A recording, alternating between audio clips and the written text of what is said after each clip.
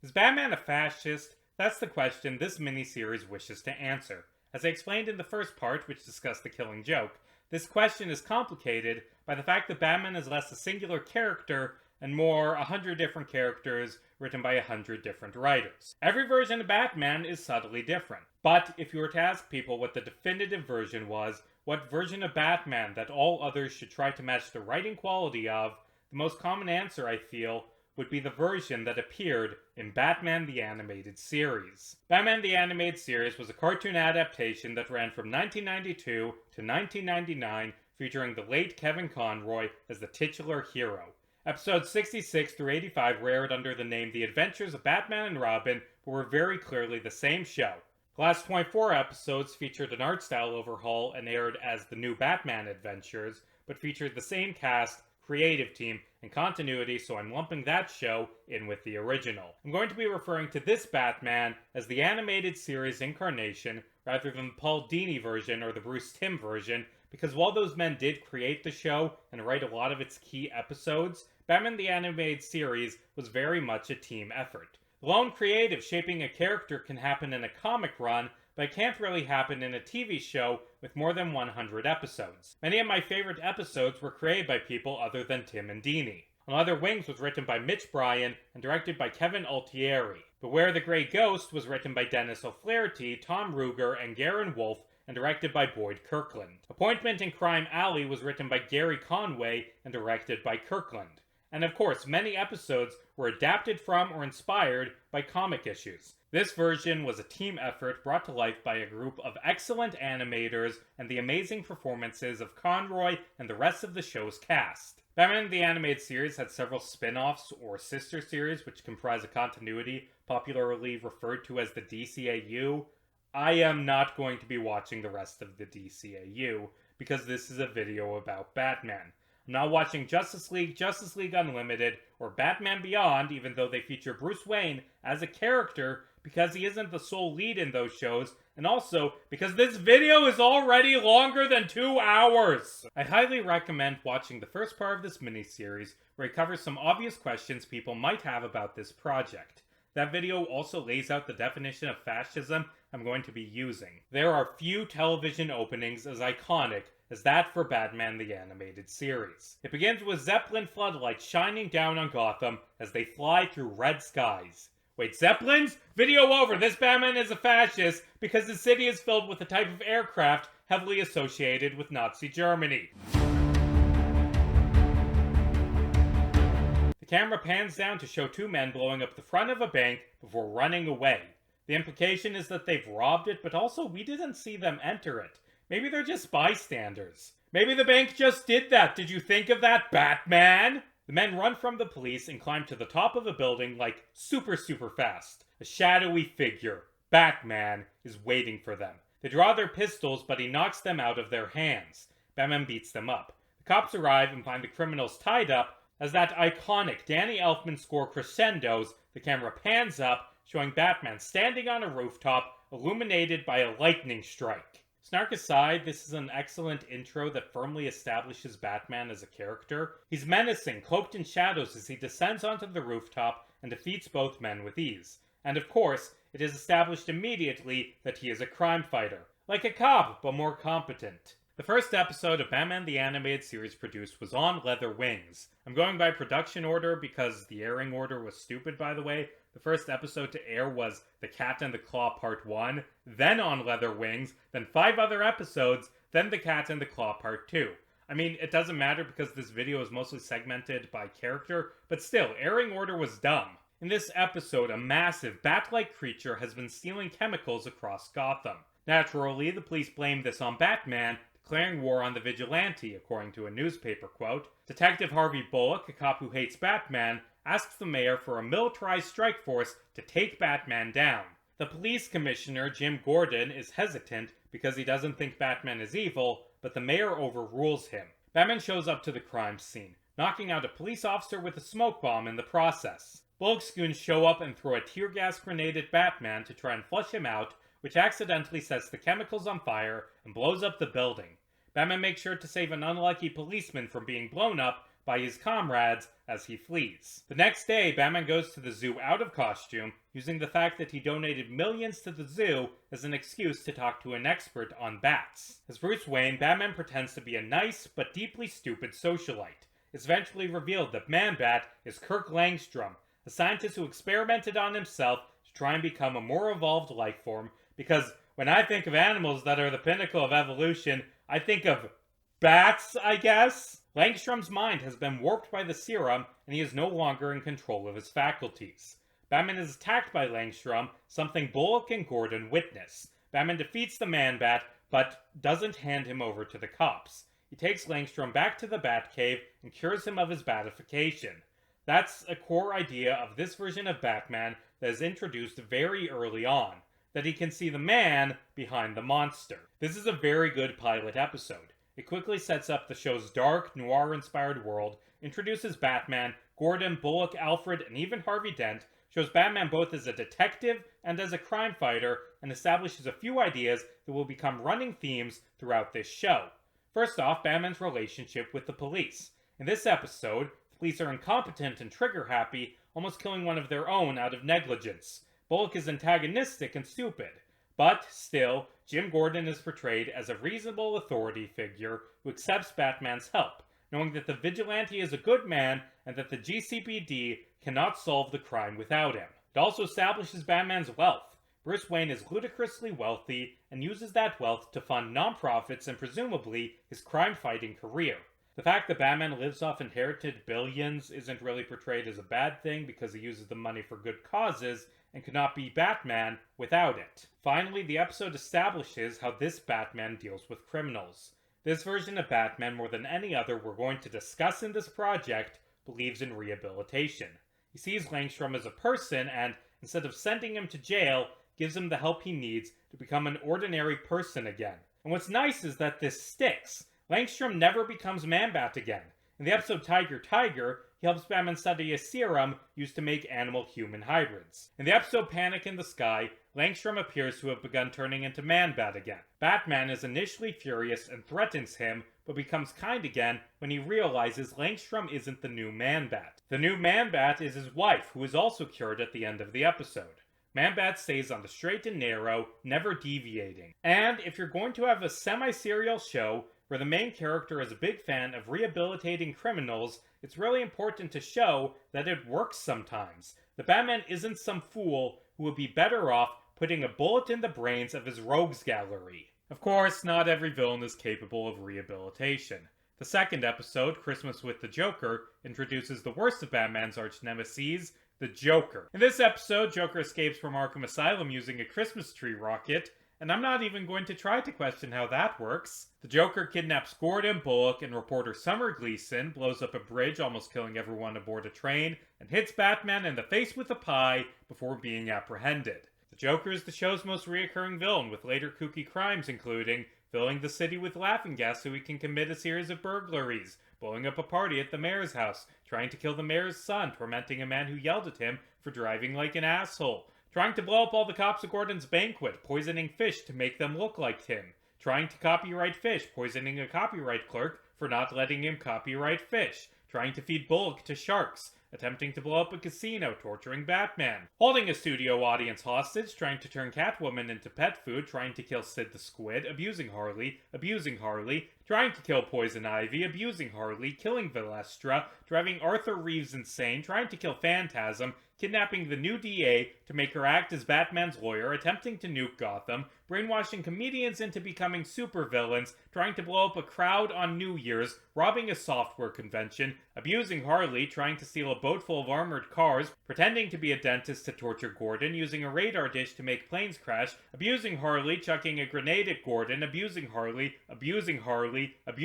so hard she almost dies, Jokerizing Jack Ryder, abusing Harley, and trying to kill Batman again and again and again and again and again and again. In a lot of Batman adaptations, the core of Joker as a character is that he is so cruel, so monstrous, that Batman considers abandoning his morals. Despite his belief in rehabilitation, despite his code, despite his belief that life, every life is valuable, there isn't a day that goes by where Batman doesn't consider killing the Joker.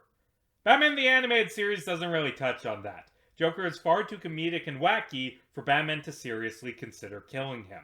Batman saves him from falling in the last laugh and drags him out of a burning building in Harley and Ivy. In Joker's favor, when Charlie Collins, a man who the Joker forced to work for him by threatening his family, attempts to suicide bomb the Joker, Batman talks him out of it. The idea of killing the Joker is debated most heavily in the Batman the Animated Series movie, Mask of the Phantasm. The film introduces a new mysterious vigilante named Phantasm who's going around killing mobsters. At the same time Phantasm shows up, Bruce's ex-fiancée Andrea Beaumont returns to town. What a wacky coinky dink. The film shows through flashbacks that Bruce met Andrea at the start of his crime-fighting career, back when he was just man. Batman falls in love with Andrea and considers giving up vigilantism. He goes to his parents' graves and pleads, saying he can help Gotham by giving the city money to buy more cops. Not great that was his first idea. He says it's different now, and that he didn't count on being happy when he made his vow. Bruce proposes to Andrea, but immediately afterward, she has to flee the country because her dad got into trouble with a group of gangsters, the same gangsters the Phantasm slaughters years later, by coincidence. Back in the present, the police blame Phantasm's murders on Batman and attempt to gun him down. Batman is injured, but saved by Andrea. He once again considers retiring, but unfortunately, Andrea is the Phantasm, out for revenge on the criminals who killed her father. There's one more villain on her hit list. Mob assassin Jack Napier, now better known by another name, the Joker. Phantasm fights the Joker. Batman tries to convince her to stop killing, saying, "What will vengeance solve?" But Phantasm is too dedicated to her revenge to abandon it. Joker blows up the World's Fair where they're fighting, and Phantasm chases him into the explosion, presumably dying in the process. Afterwards, Batman laments being unable to save Andrea. Alfred says that she didn't want to be saved, and that vengeance blackens the soul. He always feared that Batman would become that which he fought against. He walks the edge of that abyss every night, but he hasn't fallen in. The last scene of the movie shows that Andrea is still alive, though. Also, Joker keeps appearing in later episodes of the show. So, how the fuck did he get away? How bad is Phantasm at killing? Like, Jesus, if you're going to dedicate your entire life to revenge, don't fumble it at the 10-yard line. One of the most famous scenes from the show comes in the third episode, Nothing to Fear. Batman overpowers Scarecrow's fear toxin by shouting, "I am vengeance! I am the night! I am Batman!" And it's a cool scene, but also it's bullshit. Batman, very explicitly, is not vengeance. If there is one thing that this show hammers home, it's that vengeance is a petty, pathetic motivation. Batman detests revenge. Revenge is the motivation of so many of the villains he fights, but it isn't the motivation of Batman. Maybe at the start he believed it was, maybe he thought he was fighting to avenge his parents, but as the series goes on, it becomes clear that vengeance isn't his goal. His goal is to protect people, and often, the people he wants to protect are themselves villains. More on that in a bit. Mask of the Phantasm paints Joker in a more sinister light, with him violently murdering Valestro, but it is far from the darkest this version of Joker can get. In a flashback scene of the Batman Beyond movie, Return of the Joker, Joker kidnaps Tim Drake and tortures him into becoming a second Joker. This entire sequence is disturbing, with Mark Hamill's performance becoming far more menacing than in any episode of the animated series. Batman threatens to kill the Joker, but the clown laughs off his threat, saying that if Batman had the guts to do so, he would have years ago. The flashback ends with Tim shooting Joker in the heart, then breaking down and crying. Would Batman have killed the Joker if Tim hadn't killed him first? No, I don't think so. That isn't the type of person this version of Batman is. In the episode The Underdwellers, Batman faces off with the Sewer King, a weird guy who has control over an army of homeless orphan pickpockets. The Sewer King is brutally abusive, beating the children if they ever talk. Batman, who has a soft spot for children, is horrified. Yet, at the end of the episode, he saves Sewer King from being run over by a train. When the villain asks why, Batman says, "I don't pass sentences. That's for the courts. But this time, I am sorely tempted to do the job myself." The episode Pretty Poison begins with a flashback of Batman funding the building of a new penitentiary in Gotham, which he hopes will make the city safer. And it sure as hell didn't. This was years ago. We know it didn't do shit. Hell, it's specifically stated in later episodes that all of the supervillains showed up after Batman began Batmaning, So, arguably, crime got worse after the prison was built. Also, why does this prison in particular need to be built? There are other prisons in the US. It isn't like the new one is an especially inescapable prison or anything. When it cuts back to the present, an inmate escapes from the prison via helicopter. Batman stops him by crashing the helicopter into a building, which should have killed the convict, the pilot, and probably a lot of people inside that skyscraper. The building of the new penitentiary was spearheaded by Batman's good friend, District Attorney Harvey Dent. After Batman does a mini 9/11, he has dinner with Harvey and his new fiancée, Pamela Isley. Harvey suddenly falls into a coma. I wonder who is responsible. It's revealed that the poison was made using a particular flower, the wild thorny rose, which is now extinct because Bruce and Harvey's hot new prison was built over the bulldozed remains of its habitat. And isn't this kinda unnerving? The Batman can just write a check and wipe out natural habitats, make entire species go extinct. Plummeting biodiversity is a massive problem. Species go extinct constantly because of men like Bruce Wayne. We are currently at the beginning of a mass extinction event because of wealthy billionaires deciding to slaughter us with climate change to make a quick buck. And that's shitty, both because no one should have that power, and also because this is how Batman uses his money. The only solution he sees to crime is expanding the carceral state. More prisons, more cops, more state violence. What are the underlying causes of crime? Who fucking cares? Batman is a man who lives off a massive, massive handout he was given as a child. He was given billions of dollars for existing, and this is what he does with that money? Dress up like a bat and crash helicopters and destroy the environment? As it turns out, the last wild thorny rose was saved by Pamela, henceforth referred to as Poison Ivy, who is justifiably mad about Batman and Dent's ecological devastation. Fortunately for Batman, any guilt he can feel over the destruction of the environment can be tossed away immediately because Ivy is crazy. She talks to flowers like they're alive and calls Batman a murderer for injuring the Venus flytrap she grew. In later episodes, she freaks out and goes into a murderous rage when a lawyer plucks flower petals in front of her and calls Christmas trees genocide. And this is stupid, right? The idea that someone would be mad about billionaires bulldozing rainforests not because of the loss of nature, but because they're a dumb crazy lady who thinks flowers feel pain. I'm gonna be real with you, I don't like Poison Ivy. I think that 99% of the time, she's a stupid, poorly written, annoying villain. There are incarnations that I like, who I think are well written, but this sure as hell isn't one of them. I sure hope I don't have to encounter any other terribly written versions of Poison Ivy during this project, ha ha ha. Poison Ivy's second major appearance is in the episode Eternal Youth, where she lures industrialists who chop down forests to a health spa, then turns them into trees. What? She turns her sights on Bruce Wayne when his company destroys a rainforest. To be fair, this time it wasn't Batman's fault. Someone at his company did it without asking him, and when Bruce finds out, he gets pissed and threatens to fire the executive if he doesn't shut the project down. Anyway, Alfred goes to the spa in Bruce's place and is turned into a tree. When Batman shows up, Poison Ivy says that he goes after the wrong people and that he and her are surprisingly alike. They both strive to see evildoers punished. Batman says that he believes in justice, not vengeance, and that she's as destructive as those she punishes. And I mean, no, she isn't. You can argue about the efficacy or morality of eco-terrorism, but it sure as hell isn't as destructive as industrialists. Climate change, for example, has killed 4 million people so far, and is set to kill millions more by the end of the century. Ivy is not even in the same order of magnitude of evil as Bruce Wayne's peers. She's an idiot who targets random bystanders. Ivy is a bad person, but she has a point, right? I don't see Batman going around beating up oil CEOs for causing ecological devastation, even though their crimes are often far deadlier than anything his average rogue does. Part of the problem is that Batman views the world through the framework of law and order. Ivy's murders are illegal, Charles Koch's murders are legal, thus, Batman only beats up the former. But murder is still murder, even when it's carried out by the wealthy. And in a better written episode where Ivy was an actual person with beliefs, instead of a dumbass straw man, Batman would be forced to grapple with those choices.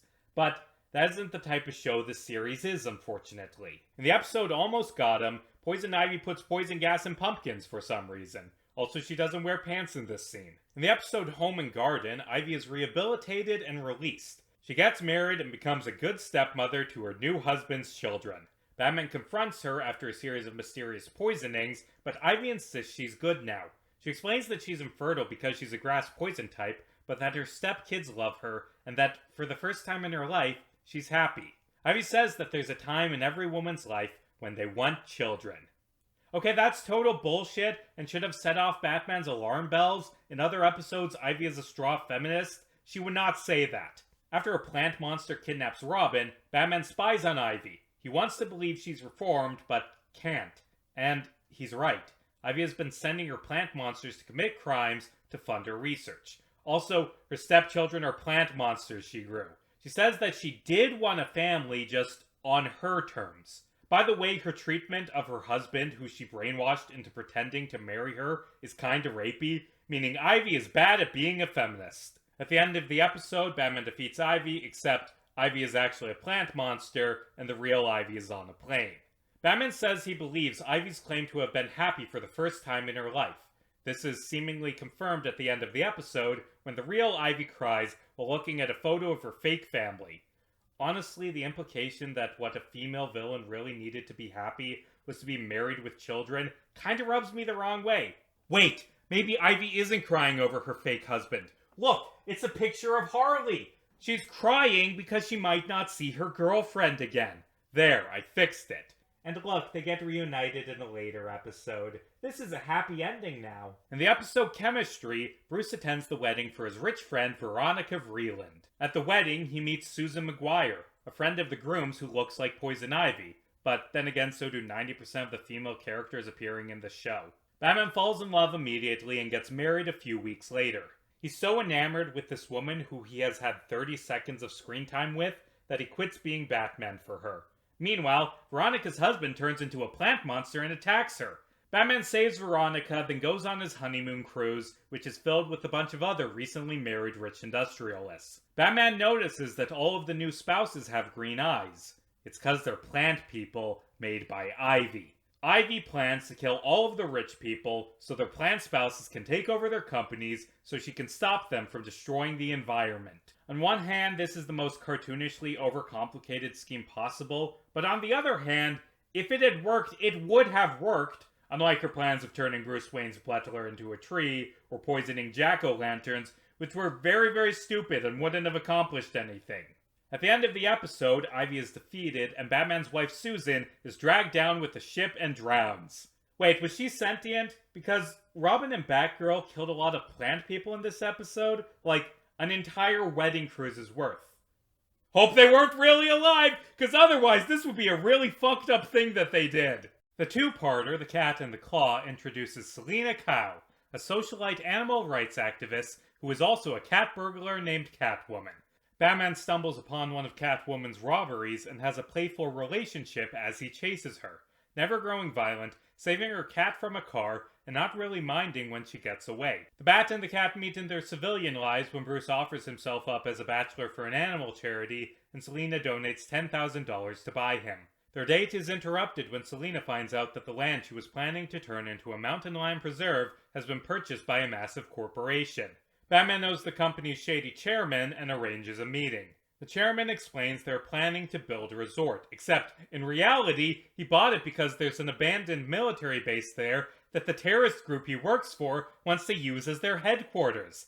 It's a good thing that he works for a mass-murdering supervillain, because otherwise, him destroying the environment would have been perfectly legal, and Batman wouldn't have any reason to fight him.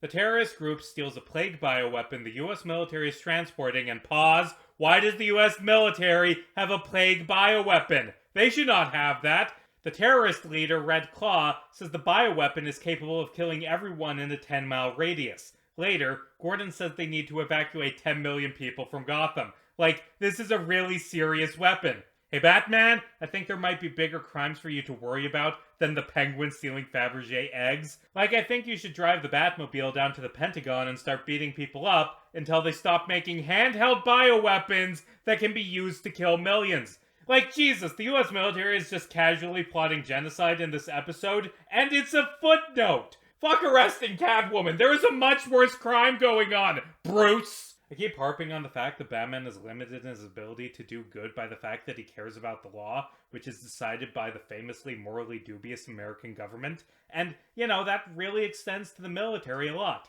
Like, I get that fighting war crimes is outside of Batman's wheelhouse, but you'd figure he'd make an exception when those war crimes almost kill people in his city. Red Claw is the lame type of terrorist, and by that I mean she isn't actually a terrorist. Terrorism means mass violence to achieve political goals. She's just a common thief who tries to extort the government for $1 billion. Batman and Catwoman stop her. Also, I know that Batman doesn't kill, but he crashes a tanker truck full of gasoline into a helicopter in this episode, causing it to explode, and I feel like that should have killed everyone on board. At the end of the episode, Red Claw is attacked by mountain lions, which gets across a very important message. If we continue destroying the natural world to build resorts or prisons, then we won't have any mountain lions around to eat the lame villains. This episode isn't very good, but they still made it the premiere for some reason. The reason is Batman Returns, but it's still a bad premiere. What this episode does right is set up the relationship between Batman and Catwoman. Their initial encounter is playful, they fall for each other quickly, but it can't work out. She robs rich people, and he's basically a cop. At the end of the episode, she says, "You can't deny that there's something between us," and he replies, "You're right, the law."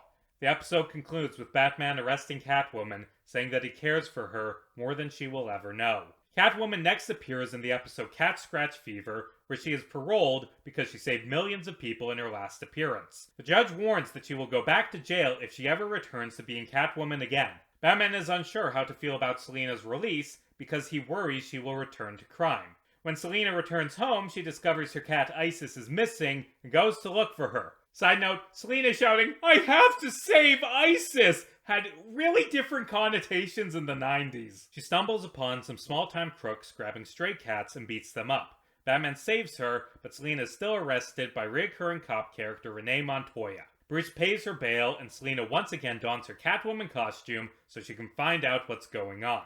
Turns out evil pharmaceutical CEO Roland Daggett is infecting stray animals with a dangerous plague so he can sell the cure. Catwoman is infected, becoming too ill to stand, and is rescued by Batman. She asks if he's getting soft on criminals or just on her. Batman ends up stopping Daggett from starting the plague and returns Isis to Selina at the end of the episode. And then in her next episode, a mad scientist turns Catwoman into a furry. That doesn't really fit into her arc very well, to be honest. Also, the next episode after that one in production order is about a mad scientist turning a man into a werewolf. They really liked this plot line for like 2 weeks in 1992 for some reason. In Almost Got Him, she saves Batman from the Joker, but is captured in the process. Batman saves her in return. There is some implication that Catwoman will become a vigilante hero like Batman, but sadly, it isn't meant to be. At the start of the episode Catwalk, Selina monologues that she feels trapped now that she isn't a thief anymore. She says Batman clipped her claws and had her promise to be a good pet and walk on a leash. Kinky. She runs into Bruce at a museum and gets mad about taxidermied extinct animals. Selina rants to one of Bruce's rich friends about this, which is overheard by a minion of the ventriloquist. He convinces Selina to rob the museum for the animals or whatever. She does so because stealing is fun. The ventriloquist sets her up as the fall guy, but she lies to Batman and says that she wasn't stealing, she was vigilante-ing, which, remember, is basically legal in Gotham. Batman wants to believe her, but he isn't an idiot. Catwoman tracks the ventriloquist down and tries to kill him, but Batman stops her. She tells him that she's realized who she is, a cat who walks by herself and runs away. From then on, she's just a thief. When Batgirl returns, she helps Batgirl track down the theft of a jade statue so she can steal it for herself. She tries the same trick with Nightwing this time and Scratch My Back. She also tries to seduce him, and man, I sure don't like this ship. This is the second worst ship featuring one of Batman's sidekicks. You know what the first one is. In her final appearance, Catwoman steals a gold statue from a cult. They attack her and she turns to Batman for help, insisting that she's a good person now. Batman is so sick of this song and dance that he tells her to just go to the police so they can throw her in jail. The cult kidnaps Catwoman and she learns that they worship two things: stealing and cats. Okay, sure, why not? Batman shows up to save Catwoman. She bonks him on the head and knocks him out so she can stay and rob the cult. The cultists try to ritualistically sacrifice Batman by feeding him to a giant cat. Catwoman saves him, then runs away with the stolen loot. Man, remember that psalm ending to The Cat and the Claw? That was nice. In the episode POV, Bullock's incompetence ruins a sting, resulting in the department losing $2 million in bait money. Bullock almost dies and is saved by Batman. After the failed bust, Bullock, Montoya, and one-off character Wilkes are called before Internal Affairs. Bullock is an asshole like usual and blames everything on the Caped Crusader. Montoya tells a different story of Batman being injured and captured, saving her. Because the trio's stories about what happened don't match, the Internal Affairs officer suspends them until the investigation is complete. Montoya realizes where Batman is being held captive. Instead of telling her fellow officers, she goes in alone. Turns out Batman let himself get captured, although Montoya does save him during the big fight at the end when she drops a heavy crate on some criminals. In this episode, Internal Affairs is portrayed as being shitty obstructionists, which is a common trope in cop shows that I fucking hate. The gall to portray people whose job it is to likely clamp down on police corruption as corrupt, evil rats for interfering with the ability of armed men to do whatever the fuck they want is sickening. It is a bad sign that so much police media shows limits on the ability of cops to commit crimes as evil. In the episode Vendetta, Batman learns that Bullock has a history of being accused of taking bribes from the mob. When old criminal associates of Bullock's begin disappearing in ways that implicate Bullock, Batman comes to the obvious conclusion. Gordon stays firm in his belief that Bullock is innocent. And he's right. The real culprit is supervillain Killer Croc. At the end of the episode, Batman saves Bullock's life. He says, "We have different ways of enforcing the law, but we both believe in it." Later, in a Bullet for Bullock, Bullock receives threatening letters telling him to leave town and is almost killed in a hit and run. He speculates the threats are from a criminal he arrested in the past. Bullock goes to Batman because he doesn't want Internal Affairs looking into things, and that's a red flag. He doesn't get into specifics, but says he bends the rules sometimes. Ugh. Bullock says he and Batman aren't that different. Batman snaps and says they're on the same side, but they aren't the same, and demands Bullock bring in the caller cleanly. This is weird because Batman also bends the rules and doesn't bring people in cleanly. He doesn't wait for warrants, he threatens criminals to get information, and he isn't a cop. Anyway, Batman and Bullock take out a former drug dealer who hates Bullock. Bullock says he's still a freak, but saves Batman. At the end of the episode, it's revealed that the letters were actually sent by Bullock's landlord, who hates him for being a slob. For the rest of the series, Batman and Bullock are vaguely friendly, with Bullock even summoning him via bat signal in the episode Lockup. This is the extent of police criticism in Batman the Animated Series. A few episodes where Bullock, a specific detective with an agenda, acts like a dick to Batman. The police as a whole aren't really analyzed or deconstructed. All problems with law enforcement are treated as the fault of this one jerk who isn't even a bad guy deep down. Besides for Bullock, the men working under him in a few episodes, and that one-off Internal Affairs guy, the police are universally portrayed as moral in this series. The episode The Trial begins with Poison Ivy at a sentencing hearing. The judge says that she should get a lengthy prison sentence, but because she was brought in by Batman, she has to be sent to Arkham instead. That doesn't make any sense. Like, I could see Batman collected evidence being deemed inadmissible in court, but that would have happened during discovery, not sentencing. And also, she still gets sentenced! To a mental health facility, yes, but that's still a sentencing. What, does Batman being involved make people legally insane? Apparently, because Killer Croc is at Arkham in this episode, even though he's sane in other episodes. Anyway, this episode introduces new DA, Janet Van Dorn, who hates Batman because he takes it upon himself to be judge and jury, and no, he doesn't. He doesn't pretend to be a judge. He pretends to be a cop, which is better, I guess. I mean, it's kind of the same, but the point is, words have meaning! Van Dorn also blames Batman for creating supervillains, which is false, because there are a whole bunch of other superheroes around who are also responsible for supervillains being a thing. Look, here's a whole Justice League Unlimited's worth. Van Dorn says she wants to put Batman on trial and that she can't just let Gordon's pet nut run loose. Gordon counters that it's a war zone out there and Gotham needs Batman. You know, because of the overwhelming crisis beyond the reach of any traditional solutions. Van Dorn says that if Batman really wanted to support law and order, he'd take off his mask and put on a uniform. And you know what? I disagree. I understand that the existence of the police is predicated on a social contract hinging on the idea that only a specific class of people hired by the government should be permitted to utilize violent force in the hopes that the existence of that class discourages criminal actions and reduces the total amount of violence, but also, who gives a shit? I don't think Batman is any different from a cop. I mean, he's more morally upstanding than a lot of real cops, and a lot less likely to resort to lethal force, but the big problem Van Dorn has with Batman is that he's a vigilante. Except, Batman works with the police. He works hand in hand with the police commissioner and is called in for specific cases. Batman has the implicit approval of the Gotham Police Department. He is not a vigilante in any meaningful sense. Sure, what he's doing is technically illegal, but also, a lot of things cops do are illegal. Bullock breaks the law constantly and Van Dorn doesn't get mad about that. Batman is basically a cop. And that isn't necessarily a good thing, but it's an undeniable part of his character. Now, Van Dorn's assertion that Batman creates supervillains by being a cop in a silly hat, that's a more interesting idea. In this episode, Batman's enemies take control of Arkham, kidnap Van Dorn, and put Batman on trial.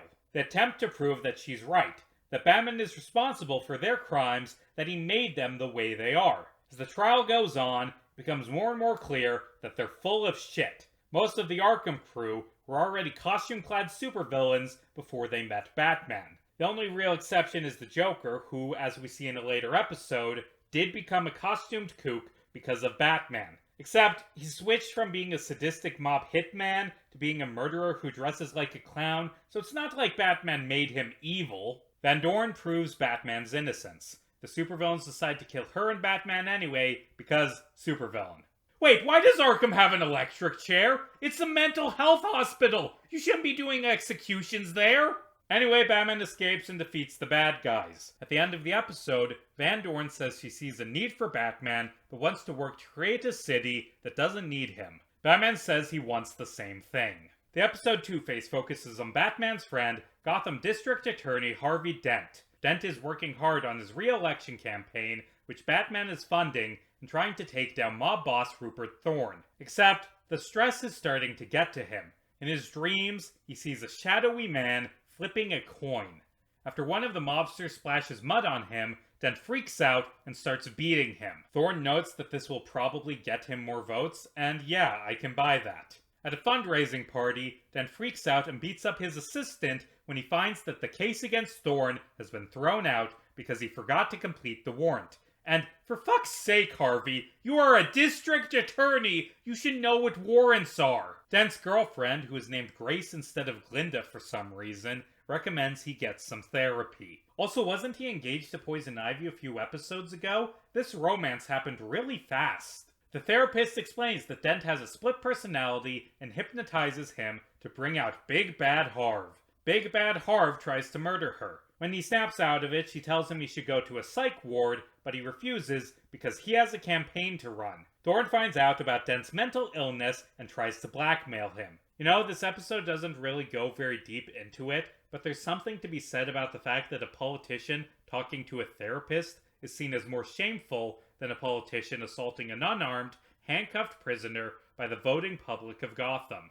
Batman shows up to rescue Dent, but Big Bad Harv wants to fight Thorne. One of the vats of toxic chemicals that Thorne has sitting around for some reason explodes, scarring Harvey Dent's face and turning him into Two-Face, a monster obsessed with the number 2. He robs all of Thorne's business fronts that have duality puns in their names, and pause, why does Rupert Thorne own multiple businesses with duality pun names? Batman is devastated by Dent's fall from grace and has nightmares about trying to save him. Batman studies psychology textbooks because he wants to save his friend. He tells Two-Face that there are people who care about him. At the end of the episode, Two-Face confronts Thorne. Batman says to let the law handle it, but Two-Face believes in the great equalizer, random chance. He flips a coin and Batman chucks a bunch of coins at him, preventing him from deciding. Harvey breaks down and is sent to Arkham. After this episode, Two-Face sadly becomes a fairly generic gangster for most of his remaining appearances. He tries to buy a tape with Batman's secret identity on it, tries to kill Batman with a giant penny, frames Gordon for taking bribes, and murders Tim Drake's father in later episodes. You could argue that, in Shadow of the Bat, he's trying to take out the other mobsters because deep down he's still Harvey Dent a la Dark Victory, but that interpretation isn't really focused on by the episode. In the episode's Second Chance, Bruce Wayne pays for a surgery to fix Two-Face's facial scars, hoping it will help with his mental problems. This episode does a good job showing Bruce's guilt over what happened to Harvey. It's also nice to see him trying to help his rogues reform as Bruce Wayne. Unfortunately, gangsters show up and kidnap Harvey during the surgery. It's eventually revealed that the gangsters are working for Scary Face, who doesn't want Harvey to be cured because that would effectively kill him. Batman replaces Two-Face's coin with a coin that always lands on its edge, causing him to freak out and chase it off the edge of a building.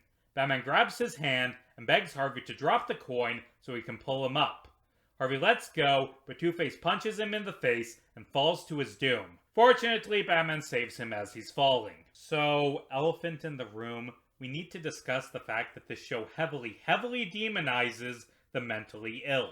Two-Face, the Joker, Harley Quinn, the ventriloquist, half of the villains the show features are mentally ill. Someone is going to be pedantic and do the actual math to try and correct me in the comments, but joke's on you, I already did it! Conservatively, 48 out of 109 episodes features a mentally ill criminal. For clarification, these are the characters who are canonically mentally ill, although there is some wiggle room. For instance, Killer Croc is shown to be an Arkham inmate in one episode, but a normal prisoner in all others, and they didn't count a few villains who are arguably mentally ill, but not shown in Arkham, like Baby Doll, Clock King, and Firefly. If you were to watch this show, you would walk away with the assumption that the greatest threat to society is the existence of the mentally ill. And that isn't even remotely true. A vast majority of crimes are committed by people who are perfectly sane. Mentally ill people are far more likely to be the victim of a crime than the perpetrator. This problem is inherited from the comics, of course, and arguably, it makes sense from a narrative standpoint. It's more interesting to have Batman fight a wacky clown than a generic convenience store robber. But also, media affects how people see the world. Children's media especially. It's frustrating that this show, and the Batman franchise as a whole, portray the mentally ill as evil. There are episodes where specific villains are given sympathy, and their illness is portrayed as tragic, but that doesn't really dismiss the fact that again and again and again, the show firmly says that being mentally ill makes you evil. That it portrays a mental hospital as a prison designed for the most dangerous criminals. Let's jump to another deeply political topic. Batman's wealth. We're never given an exact figure for how rich Batman is. Bruce is referred to as a millionaire in multiple episodes, but in the episode Night of the Ninja, Summer Gleason calls Batman one of the richest men on the planet. The villain of that episode, a ninja named Kyodai Ken, who trained alongside Bruce when he was training to become Batman, resents him for being so wealthy, repeatedly referring to him as a rich man's son and mocking him after defeating him. In a flashback, we see Bruce stop Ken from stealing an expensive sword, resulting in him being expelled from the dojo. In the present, Ken begins attacking Wayne Enterprises branches as part of a scheme to steal Bruce's fortune. When they fight at the end of the episode, Ken says that Bruce never had to worry about money. He calls him a flabby, soft, weak societal parasite feeding off others. Bruce defeats him, proving he isn't weak, but the idea that he's a parasite, he is. Ken is nothing more than a common thief. He isn't a revolutionary, but he's right that Batman has never had to worry about money. Batman doesn't work for a living. He lives off inherited wealth. He is rich, not through any work of his own, but because he was born rich. He does work hard in his training. The idea of Night of the Ninja is that Ken is wrong about him, but he doesn't work hard at Wayne Enterprises. The show goes back and forth on how involved Bruce is in running the company. In some episodes, like Mad as a Hatter, we see him checking in on day-to-day operations. But in others, Bruce seems to have a completely hands-off approach, with Lucius Fox managing the company in his stead. In the episode Nothing to Fear, an old friend of Bruce's father says that Bruce has disgraced the family name by being a rich, stupid playboy. These comments haunt Batman and are worsened by Scarecrow's fear toxin, meaning there is likely a grain of truth to them, or at least that Bruce thinks there is. At the end of the episode, Batman overcomes his demons, proclaiming that he is not a disgrace because he is Batman! And that's cool, but he isn't paid to be Batman. He's paid to run Wayne Enterprises, paid money that, under some economic frameworks, could be argued to belong not to the idiot playboy who gets to be the richest man in town because of who his daddy was, but to the workers whose labor contributes to Wayne Enterprises' profits. Let me relate this to an actual episode. The episode, If You're So Smart, Why Aren't You Rich?, begins with game designer Edward Nygma being fired from a company that became rich off his work. The game Nygma created made millions not because of the CEO or the boardroom, but because of his labor. But Nygma signed a work-for-hire contract, which means the CEO can kick him to the curb. Later, the CEO says the part of the reason he made so much money is because he didn't have to pay any royalties to Nygma. And this is morally wrong, right? I'm not talking about legality, I'm talking about morality, which you would hope the law would be based on, but of course the law and what's right are often at odds. This feels like theft, a much greater form of theft than anything we ever see Catwoman do. But it's legal theft, and Batman believes in the law. It's bullshit that Nygma gets tossed out the door while some douchebag rich guy makes millions because of his labor. This feels wrong, to me at least. Corporations making money off the work of artists, but giving them pennies in return, is common in a lot of industries. It's common in game development, but perhaps more relevantly, it's very common in the comic industry. A few years back, a lot of comic book writers like Ed Brubaker, Jim Starlin, Ta-Nehisi Coates, and Matt Fraction raised grievances over the fact that Marvel Studios and its parent company, Disney, was making billions off their work and giving them nothing in return. For example, Brubaker infamously received more money for having a cameo as an actor in The Winter Soldier than for having written the Eisner Award-winning comic book run that the film adapted. And that's shitty, right? Because that film would not exist without him, but of course he signed a work-for-hire contract, so he gets essentially nothing, while Disney stockholders get billions of dollars domestic box office. Is this fair? Is this how the law should be structured? To prioritize the gains of corporations over the artists essential for their success? Jerry Siegel and Joe Shuster created Superman and invented the superhero genre, but they sold their creation to the company that would become DC for $130 months before Action Comics #1 debuted. They regretted it for the rest of their lives, while the Superman franchise has made DC billions. To be fair, it is often more complicated than a big corporation stole the work of a sole genius. Superhero comics, famously, are a collaborative industry. Brubaker redefined Bucky Barnes, but the character was created by Jack Kirby and Joe Simon. And of course, the Winter Soldier movie was not a one-to-one adaptation. It would not exist without the work of writers Christopher Marcus and Stephen McFeely, or directors Anthony and Joe Russo. It also would not exist without the first Avenger, directed by Joe Johnston and written by Marcus and McFeely, or The Avengers, which was written by Zach Penn and that prick Joss Whedon. Batman co-creator Bob Kane famously screwed Bill Finger out of credit for decades, but of course, Batman wasn't completely created by Finger either. The version of Batman debuting in the 30s is different from the modern version, because countless writers have laid their mark on the iconic character. For example, Batman the Animated Series directly adapted stories written by Steve Englehart, Dennis O'Neil, and Chuck Dixon, among others. It could not exist without those writers any less than it could have existed without Kane or Finger. Nor could it exist without the work of its own writers, directors, and artists like Paul Dini, Bruce Timm, Eric Radomski, and this episode's writer, David Wise. Every modern comic book adaptation owes its existence to countless different people who laid the groundwork for it to exist. I don't know what constitutes fairness in terms of crediting or pay, but it's definitely not no credit and no pay, right? Because regardless of which artist is deserving of what cut, the profits of the film are going to the studio that made it.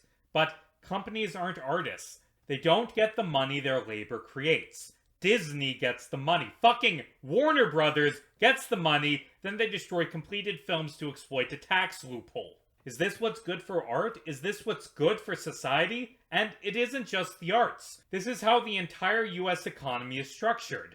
People with contracts that say they get free money for existing own everything, and the people who work to keep society functioning get jack fucking squat. Productivity is skyrocketing, every other industry is seeing record profits, and yet millions of Americans work their asses off and still languish in poverty because they don't own the profits of their labor. And if you think that sounds like bullshit, then there's this book by a German guy named Karl that you should probably check out. Nigma is so pissed off at capitalism that he decides to get revenge by becoming a supervillain named the Riddler. Batman stops him. At the end of the episode, Bruce Wayne buys the game company, paying $10 million to the CEO who stole Nigma's work. Hooray! Bruce says he's doing it because it'll bring jobs to Gotham, and I'm sure that is his genuine motive, but it can't be ignored that he is going to profit from this injustice. Batman is going to get even wealthier because the economic system that dominates the world fucks over workers like Edward Nygma. Fortunately, Batman is there to beat up any people who are driven to extremism by the machine that keeps him rich. And yes, Batman fights other crime than people getting revenge on capitalists. And yes, he needs to be rich to afford the car and the jet and the batarangs. But still, he couldn't be Batman if there wasn't an unjust economic system giving him the fruits of other people's labor. Batman the Animated Series is a children's cartoon, not some deeply radical work about the injustices of capitalism. It is a show content to treat other businessmen, ones who use their money for cruelty, as monsters, but not a show that will ever deeply analyze Batman's own wealth. It is a show where he is a good person because he donates a portion of the free money he gets for being born rich to charity. Speaking of paying people for their labor, this video was sponsored by me. I sponsored it.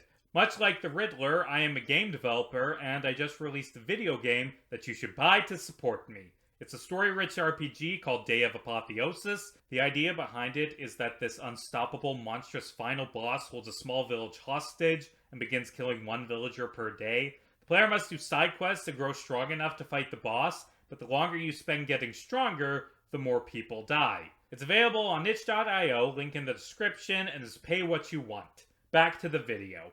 The episode The Forgotten begins with Batman helping out at a homeless rescue mission. I assume he also donates money to the rescue, but that isn't actually said. He finds out that homeless people have been disappearing, something that the police and news media don't give a shit about. Batman does the only logical thing, disguise himself as a cab driver and go undercover. Some goons hit him in the head and he wakes up without his memory at a homeless slave labor camp in the American Southwest.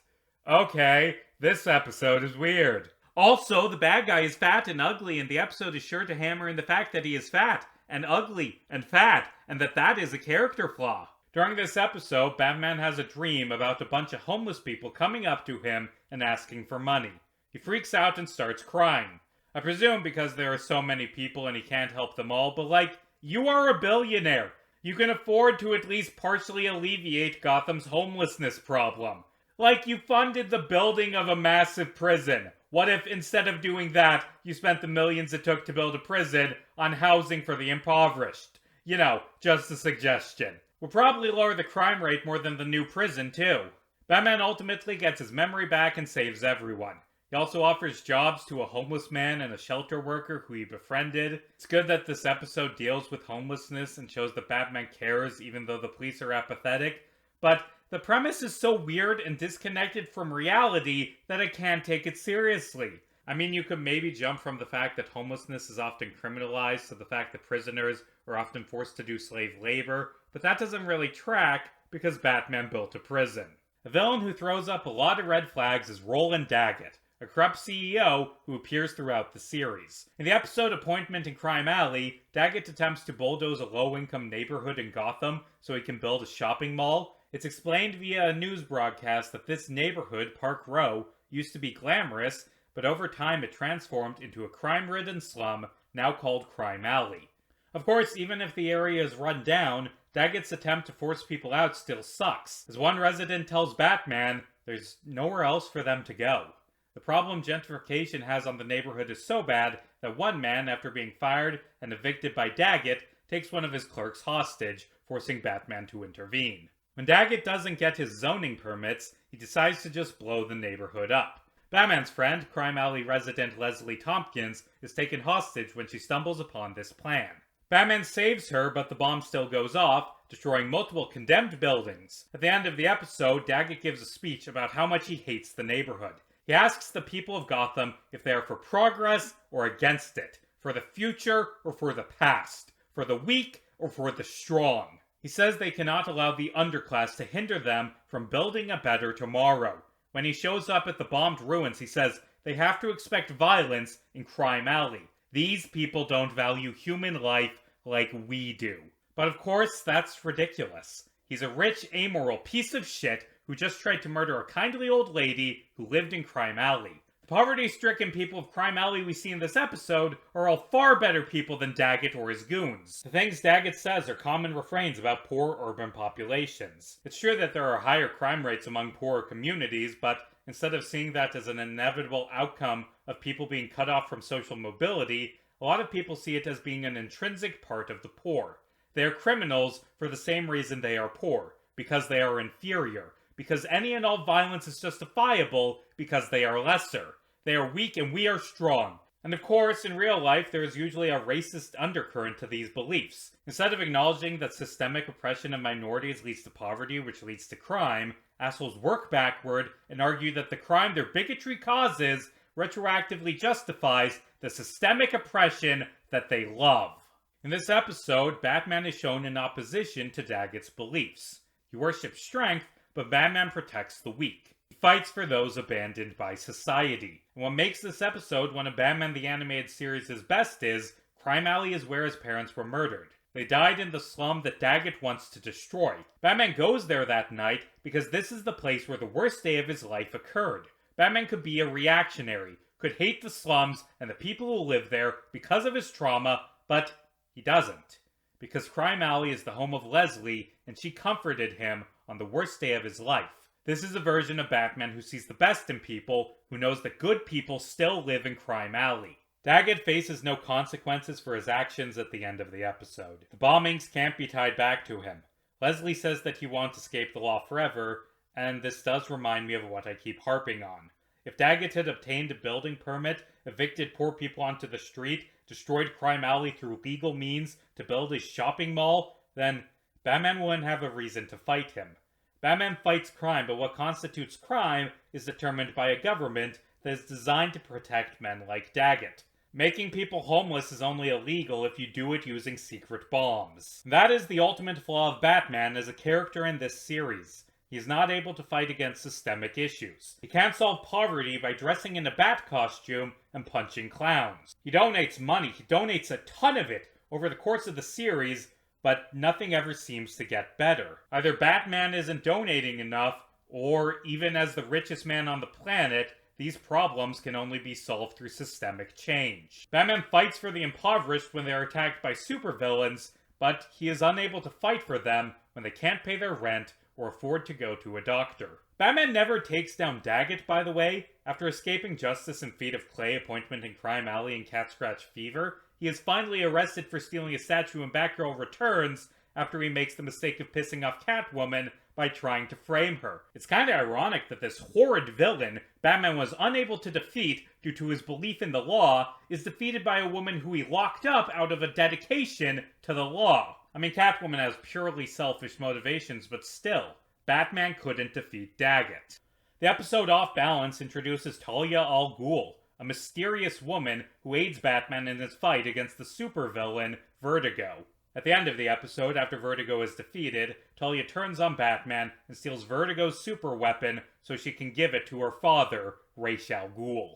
Later episodes establish that Ra's is a centuries-old misanthropic assassin kept alive by this weird green goo from these things called the Lazarus Pit. Ra's hates humanity for destroying the environment and carries out acts of eco-terrorism. Ra's al Ghul reappears, this time in a more prominent role, in the two-parter The Demon's Quest. In it, Robin and Talia are seemingly kidnapped by mercenaries, forcing Bats and Ra's to work together to save them. While traveling through a rainforest, Ra's says that the planet needs it for oxygen, but that the rich, overclass Batman belongs to want to destroy it out of petty greed. Batman says he donates millions to preserve forests, but Ra's points out the obvious flaw in that. All of that money clearly isn't doing anything substantial to stop deforestation. Ra's says that it takes a lot more than money to save the world. It takes power and ruthlessness. The RA did this plotline a few times with Poison Ivy, but the anti-capitalism and pointing out the failures of Batman's charitable endeavors is a nice addition.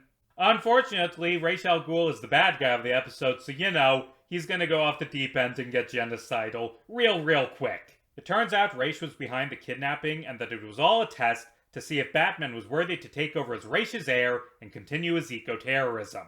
Ra's has a daughter, of course, but he needs a man to take over. Honestly, Ra's and Ivy would get along great if not for the fact that he was born in the 1400s and has era-appropriate views on gender politics. Batman turns Ra's down.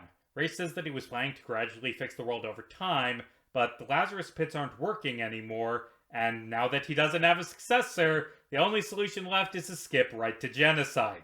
He decides to detonate bombs across the world, causing the Lazarus pits to explode, killing 2 billion people in the process. This is a bad plan, and not just because it's horrifically evil. Like, why would a global catastrophe that reduces the human population back to the level it had during the far-off decade of the 1970s make people stop destroying the environment? Yes, there will be less people and mass disruption of industries, but industries can be rebuilt pretty quickly, and you'd imagine people will be even more willing to ignore the long-term ecological effects of their actions in the aftermath of a mini-apocalypse. And also, blowing up the world is bad for the environment. All of those bombs are going to destroy a lot of rainforests. Ra's! I don't know what's in the Lazarus pits, but dumping it everywhere can't be good for wildlife. My point is, Ra's al Ghul is stupid and a loser.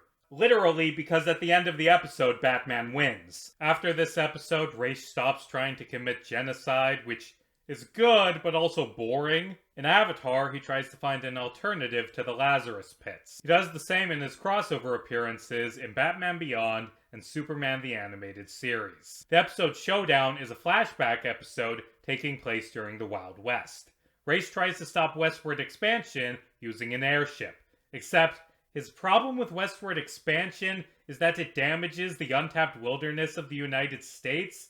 Hey, Ra's, that's not the biggest issue in this scenario. The big issue is the genocide, Ra's. Westward expansion was bad primarily because it featured the genocide of Native Americans, not because it industrialized an untouched natural world, because guess what? Natives had land management practices. For example, natives in California started controlled wildfires to maintain the health of forests. Or, if we go a bit further south to Mexico, the Aztec Empire had a massive capital city with canals and farming and technology. Like, westward expansion was bad for the environment, I'm not denying that, but it feels like that is the wrong thing to focus on. It's like if there was an episode where Ra's tried to stop the Holocaust because he was mad that the ovens where human beings were burned alive released a ton of carbon into the atmosphere. I am annoyed about your reasons for hating this thing that is bad. In this episode, there's a Wild West governor that says there wasn't anything in the West before American settlers arrived. He says that they're civilizing the wilderness, and Ra's agrees with him,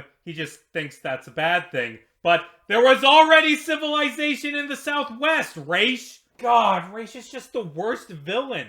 And I do worry that this is a problem with the episode's writers, because there is not a single native seen in this episode. It leaves me with the impression that they actually think the unnamed governor is right, that westward expansion was a good thing because it civilized the untouched wilderness that didn't really exist, and also, forgetting about the genocide. This, by the way, is the last appearance of Ra's on this show. Side note, I've never really liked Talia that much. They already have the "I love you, but you're a criminal" thing going on with Catwoman, except she's usually a more charming character, and also, she's a thief instead of the main minion of a genocidal eco-terrorist.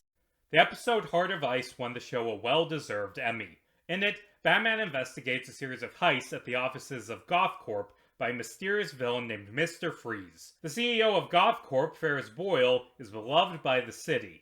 His company is called the People's Company, which is an oxymoron. Boyle is about to be awarded a Humanitarian Industrialist of the Year award, which is also an oxymoron.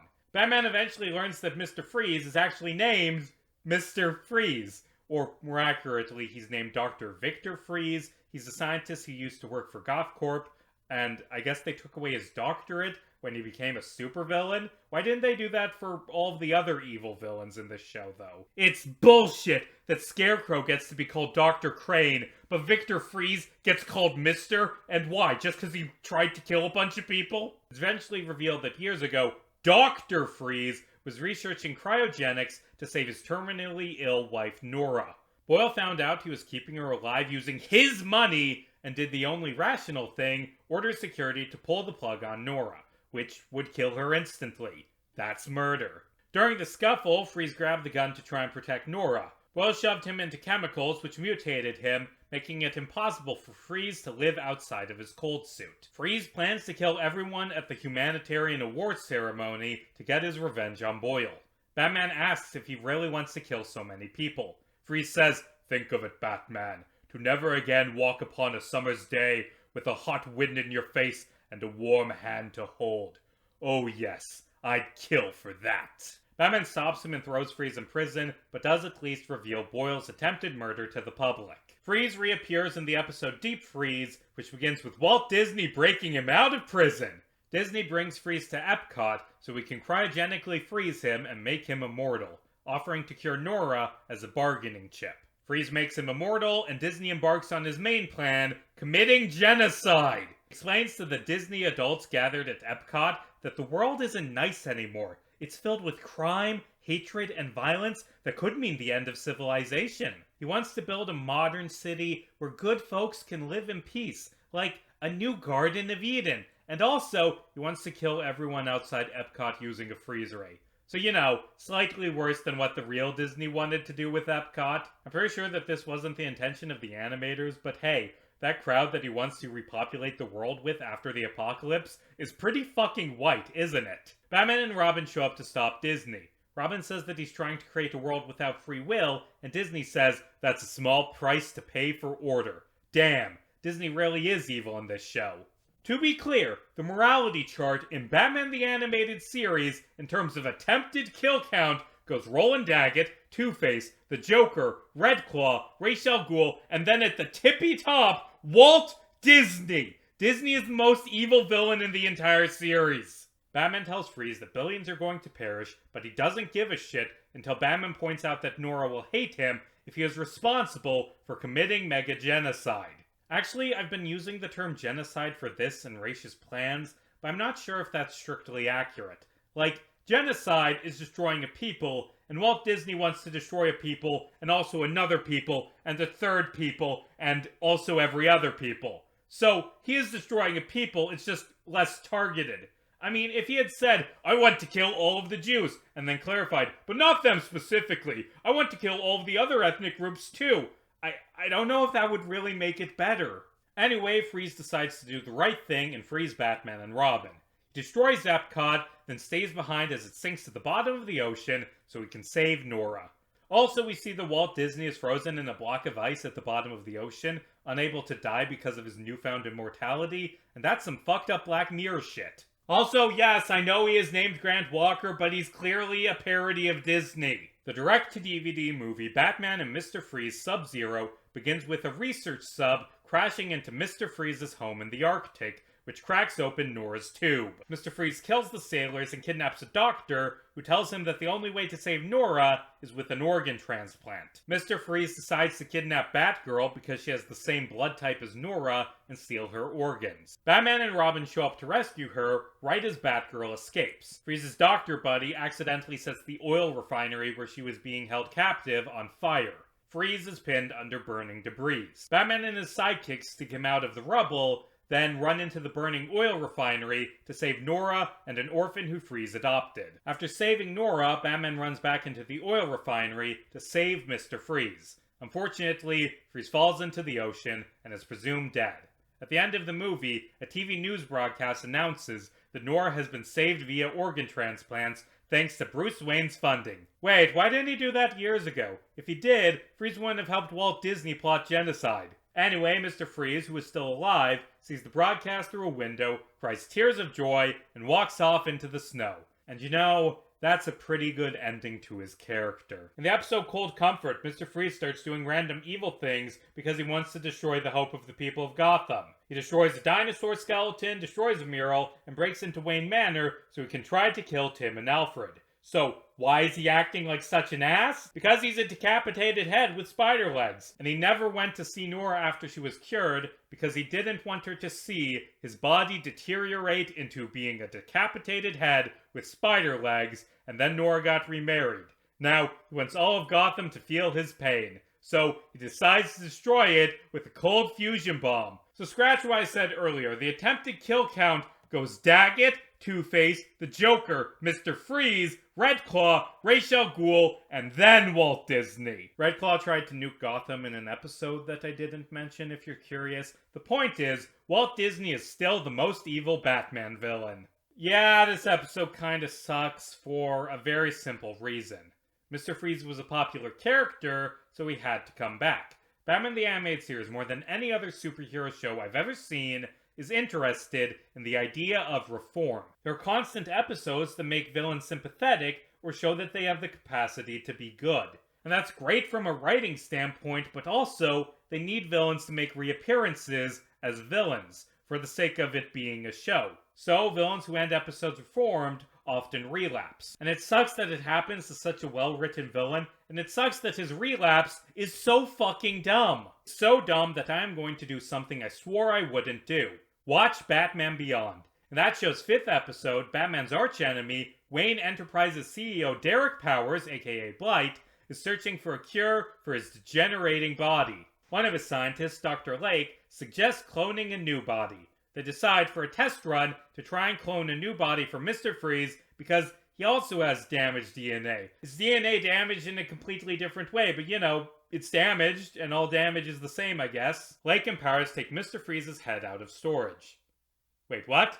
So, apparently Wayne Enterprises just had Mr. Freeze's head in a closet for 40 years? This raises so many questions! How many other criminals does Wayne Enterprises own? Are they ever going to be released, or is Powers going to keep them in storage closets until they die? Do other companies own prisoners? What is the state of this world? Mr. Freeze is given a new body and set free because he's paid his debt to society. I don't disagree, but why is a random CEO deciding if Mr. Freeze gets released? Like, he tried to murder millions of people. You'd think the court system would play a part in deciding if he gets released. Bruce is suspicious of Freeze's return, probably because of the whole attempted murder of millions thing.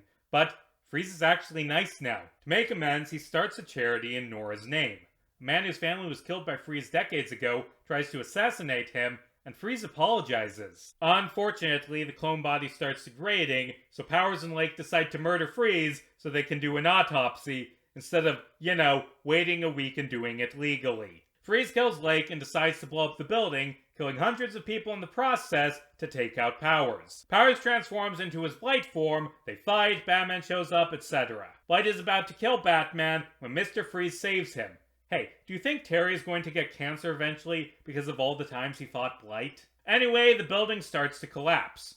Batman tries to save Freeze, but Freeze says the Batman is the only one who still cares about him. He creates an ice wall to stop Batman from risking his life to save him, and is killed when the building collapses. Batman and Bruce reflect on whether or not Freeze was a good man. And the answer is, no, not really. He was a bit of an ass.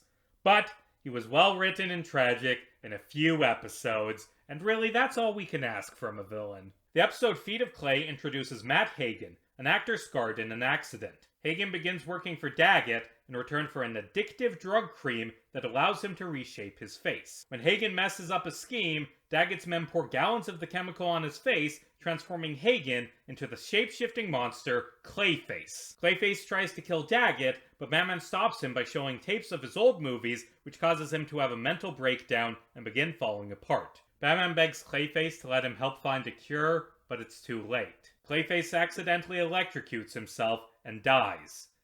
Is what he wants you to think! He actually fakes his death and runs away. Small tangent, I think Clayface is trans in this episode. Like, this is definitely not the writer's intention, but Matt Hagen is a man who feels constant turmoil over his physical appearance, thinking he is an ugly, deformed monster. He begins using drugs to alleviate his dysmorphia, and then at the end of the episode, after he has faked his death, we see Clayface disguised as an attractive woman, now happy for the first time we've ever seen. Note to self while editing, add in that Predator handshake meme, but have it be Clayface and Hit from Dragon Ball Super to confuse people who haven't seen my other videos. Clayface reappears in the episode Mudslide. In this episode, he steals money and medical supplies to try and keep his body from decomposing. When he fights Batman, Batman notices that he's falling apart and tells Clayface that the offer to help still stands. Clayface says he doesn't need help. At the end of the episode, after Clayface steals a possible cure from Wayne Enterprises, Batman shows up to arrest him.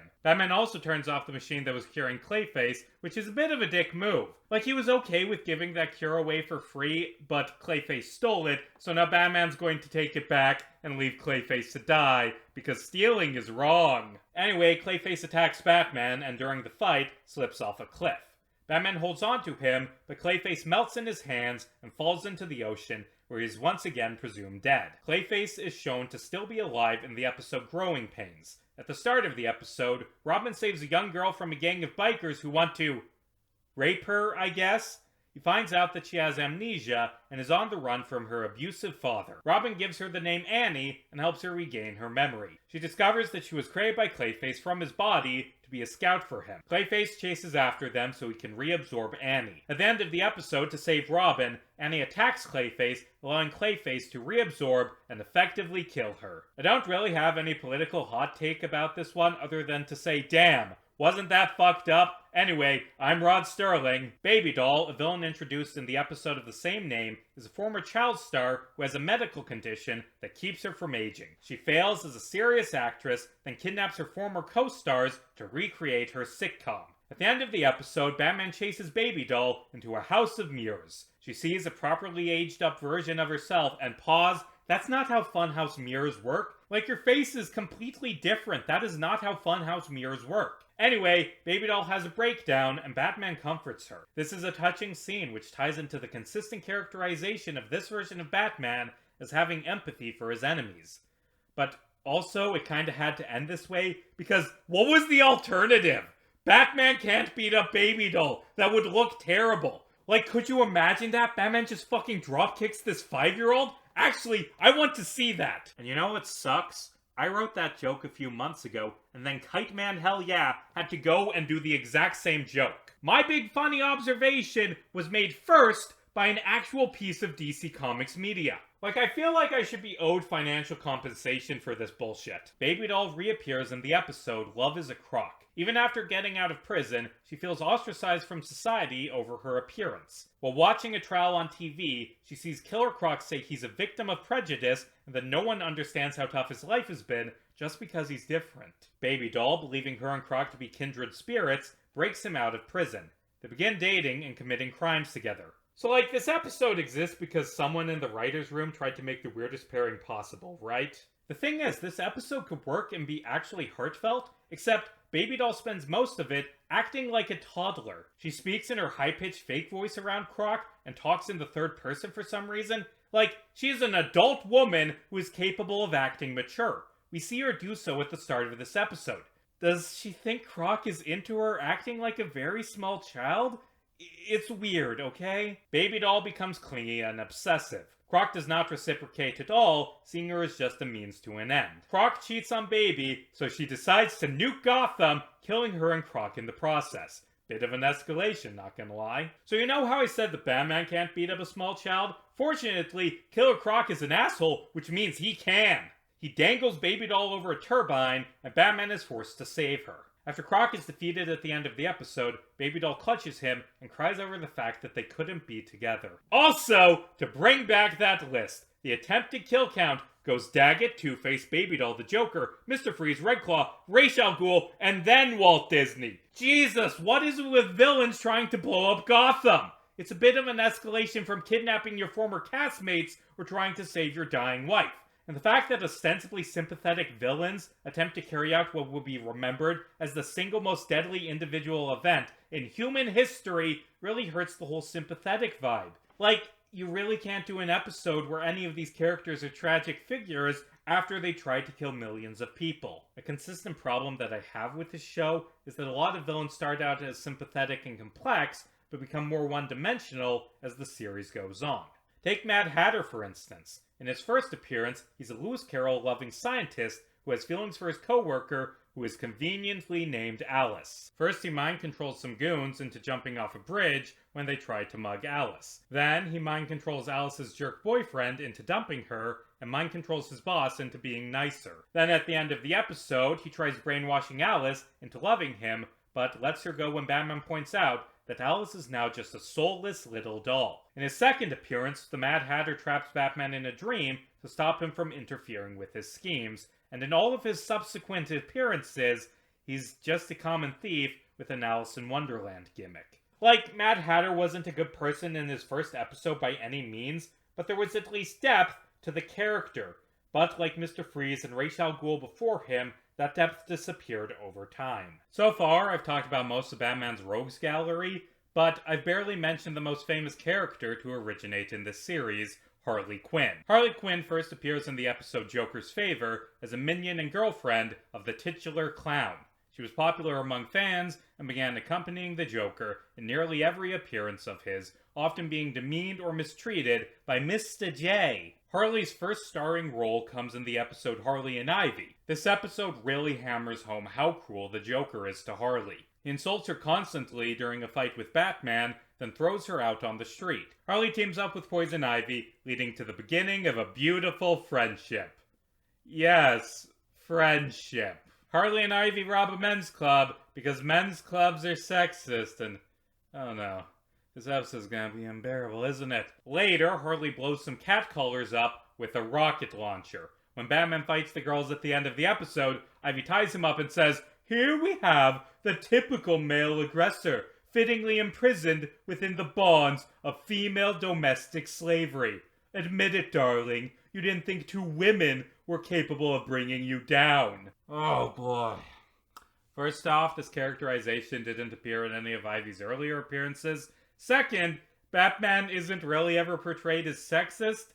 This is another aspect of Poison Ivy's characterization that I've always hated. She was already a environmentalist, am I right, kind of character, but some stories expanded to be also feminist, am I right? And I think it's making fun of Ivy for being a feminist, right? Because she acts annoying, and most of the things she says about misogyny don't actually make any sense in universe, and also, she's evil. But also, the episode is in theory about how Ivy is right. She tries to get Harley to emancipate herself from her abusive boyfriend and stand up for herself. Harley needs feminism. The Joker decides he actually needs Harley because she does his laundry and cleans up after him, and also because she's better at crime than him, and he fucking hates that. Harley calls him and tells him where she is because leaving abusive relationships is hard. Ivy and the Joker fight over Harley. Harley leaves with Ivy, and Ivy shouts, "No man can take us prisoner!" Then she gets arrested by Montoya. Get it? Because she's a woman. The message, of course, is that the best way to beat the patriarchy is becoming a cop. In all seriousness, I don't think this episode really has anything meaningful to say about sexism. It's just throwing in Ivy's feminism because it's a thing from the comics. But the problem is that aspect of the character from the comics is really, really annoying because she can't be right. She can't have a point about the patriarchy or some actual evil to fight, because she's an eco-terrorist. So, any story with feminist Poison Ivy just has her be an annoying ass. And yes, this episode gave us a good couple, except, no it didn't! This came out in 1993. That shit ain't canon! In the episode Harlequinade, Joker steals a nuke, and decides to nuke Gotham. The Joker steals a nuke, and decides to nuke Gotham! How does this episode not end with fucking SEAL Team 6 shooting him in the head? Why is Batman the only person who cares about a major American city being nuked? Batman goes to Harley Quinn and asks for her help in return for a pardon. Hold on, isn't she in Arkham because she's insane? Like, you can't pardon a medical diagnosis? The show can't make up its mind about what Arkham is. Harley leads Bats to the Joker, then betrays him. Robin points out that the Joker was going to leave Harley in Gotham, the city he was planning to nuke. Harley realizes that if Gotham gets nuked, then her girlfriend and her friends and her hyenas will die, so she turns on the Joker again. She tries to shoot him, but the gun is one of Joker's fake flag guns that can't kill anyone. Yep, one of the fake ones that can't kill anyone. Joker and Harley laugh it off and get back together because her moral compass is a fucking roulette wheel. In the episode Harley's Holiday, Harley is declared sane and released from Arkham. She runs into Batman, who gives her a handshake and congratulates her, then crushes her hand and says he hopes she stays good. Harley goes to a clothing store to buy a new dress and walks off before the clerk can remove the tag. The shoplifting alarm goes off and a security guard approaches her, causing Harley to have a breakdown and beat him with a mannequin arm. She runs away from the store, stealing a car and kidnapping Veronica in the process. She goes to one of her gangster friends and asks him to smuggle her out of Gotham. He suggests ransoming Veronica, but Harley is against it because she isn't trying to be evil. Anyway, Veronica's father is a general, so he chases Harley through Gotham in a tank and fires the cannon in the city. What the fuck? He shouldn't be allowed to do that. He runs over some parked cars, which were fortunately empty, and then destroys the car that his daughter was in, which would have killed her if Harley didn't pull her to safety. Hey, it's nice that Bullock arrests the gangster dude at the end, but I think there's another dangerous criminal here. I mean, calling a high-ranking member of the US military a criminal is redundant, but still, this is a crime being committed in the US! Anyway, Harley saves Veronica and tries to run away. Batman follows her and tries to convince her to surrender, saying that she's so close to winning her life back. Harley gets pissed about the world being against her and says that she really tried to be good. She almost falls to her death while running, but Batman saves her. At the end of the episode, after being dragged back to Arkham, she asks Batman why he tried to help her. He says that he knows what it's like to try and rebuild a life because he, too, once had a bad day. Also, Batman gives Harley Quinn the dress that she bought, which is such a nice, touching moment. Harley kisses him, and then it cuts to Poison Ivy, watching with a sad look on her face. Live Ivy reaction! Here's a hot take. Harley needs mental help. Like, she clearly has some issues and can't function in stressful situations without turning to violence. She isn't especially evil, Return of the Joker notwithstanding. She's mentally ill, and she needs therapy. But Arkham clearly isn't working. Of course it isn't. It's a fucking prison most of the time, and prisons, famously, are bad for people's mental health. I truly believe that, like in the comics or a self-titled series, Harley could become a good person if given the time and supportive environment she needs. Like the series portrays it as being a dichotomy between staying in Arkham and being sane, but I think a less restrictive environment where Harley is less isolated from society would help her more than a straitjacket. Hell, even an asylum in another city would fix things, because Harley's biggest problem is her abusive relationship with the Joker. Why do they keep putting her in the same prison as him? That isn't making things better! Harley's last focus episode, Mad Love, begins with the Joker finding an old plan for killing Batman via piranhas, which he rejected because piranhas don't smile, which is important, I guess. Like, I don't think the electric chair from Almost Got Him smiles either, but whatever. Harley tries to seduce him, and he kicks her out onto the street because he's an asshole. Harley flashes back to how she and Mr. J met back when she was a psychologist at Arkham, interested in the glamour of supervillain patients. The Joker gave her a flower, said he loved her name, and offered to tell Harley his secrets. He opened up about how his father was abusive, how he loved clowns as a child. Harley concluded that the Joker was a tortured soul and that Batman was a self-righteous douchebag who was making him miserable. Joker pulled Harley under his thumb and began manipulating her. One day, after Batman dragged a bruised and bloody Joker into Arkham, Harley snapped and broke him out. Back in the present, Harley decides to kill Batman so her and the Joker can be happy. She knocks him out and prepares to drop him into a tank of piranhas upside down so the piranhas are smiling from Batman's perspective. She says she'll finally be able to settle down with the Joker once Batman is dead, and Batman laughs his ass off because he is well aware of the fact that Harley is an easily manipulated fool who the Joker doesn't give a shit about. Harley says that the Joker told her his secrets, but Batman has also heard that abusive father story because it's made up and the Joker uses it constantly. Batman points out that the Joker would never believe he was dead unless he saw it for himself, so Harley calls the Joker. The Joker shows up, gets pissed about the piranhas, and smacks the shit out of Harley. He chucks her out a window, almost killing her, then runs away. Unfortunately for the Joker, Batman can teleport, I guess. Batman chucks the Joker into a smokestack, something that feels a bit like attempted murder. At the end of the episode, Harley finally decides to move on, and then the Joker sends her a flower and she goes back to him. I suppose I should talk about Harley's role in Return of the Joker, which both supports and destroys my argument that Harley is capable of reform. As previously mentioned, Joker tortures a child until he goes insane. This is the second worst thing he ever does. The worst was trying to nuke Gotham. That was worse. Anyway, Harley helped torture Tim Drake.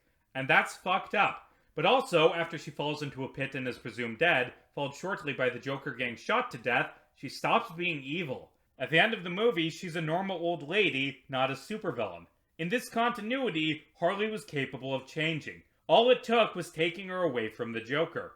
And also Ivy. Like, they're cute together, but she has a bad influence. In the episode Birds of a Feather, reoccurring villain Penguin is released from prison. He's learned his lesson and has no desire to do crime again.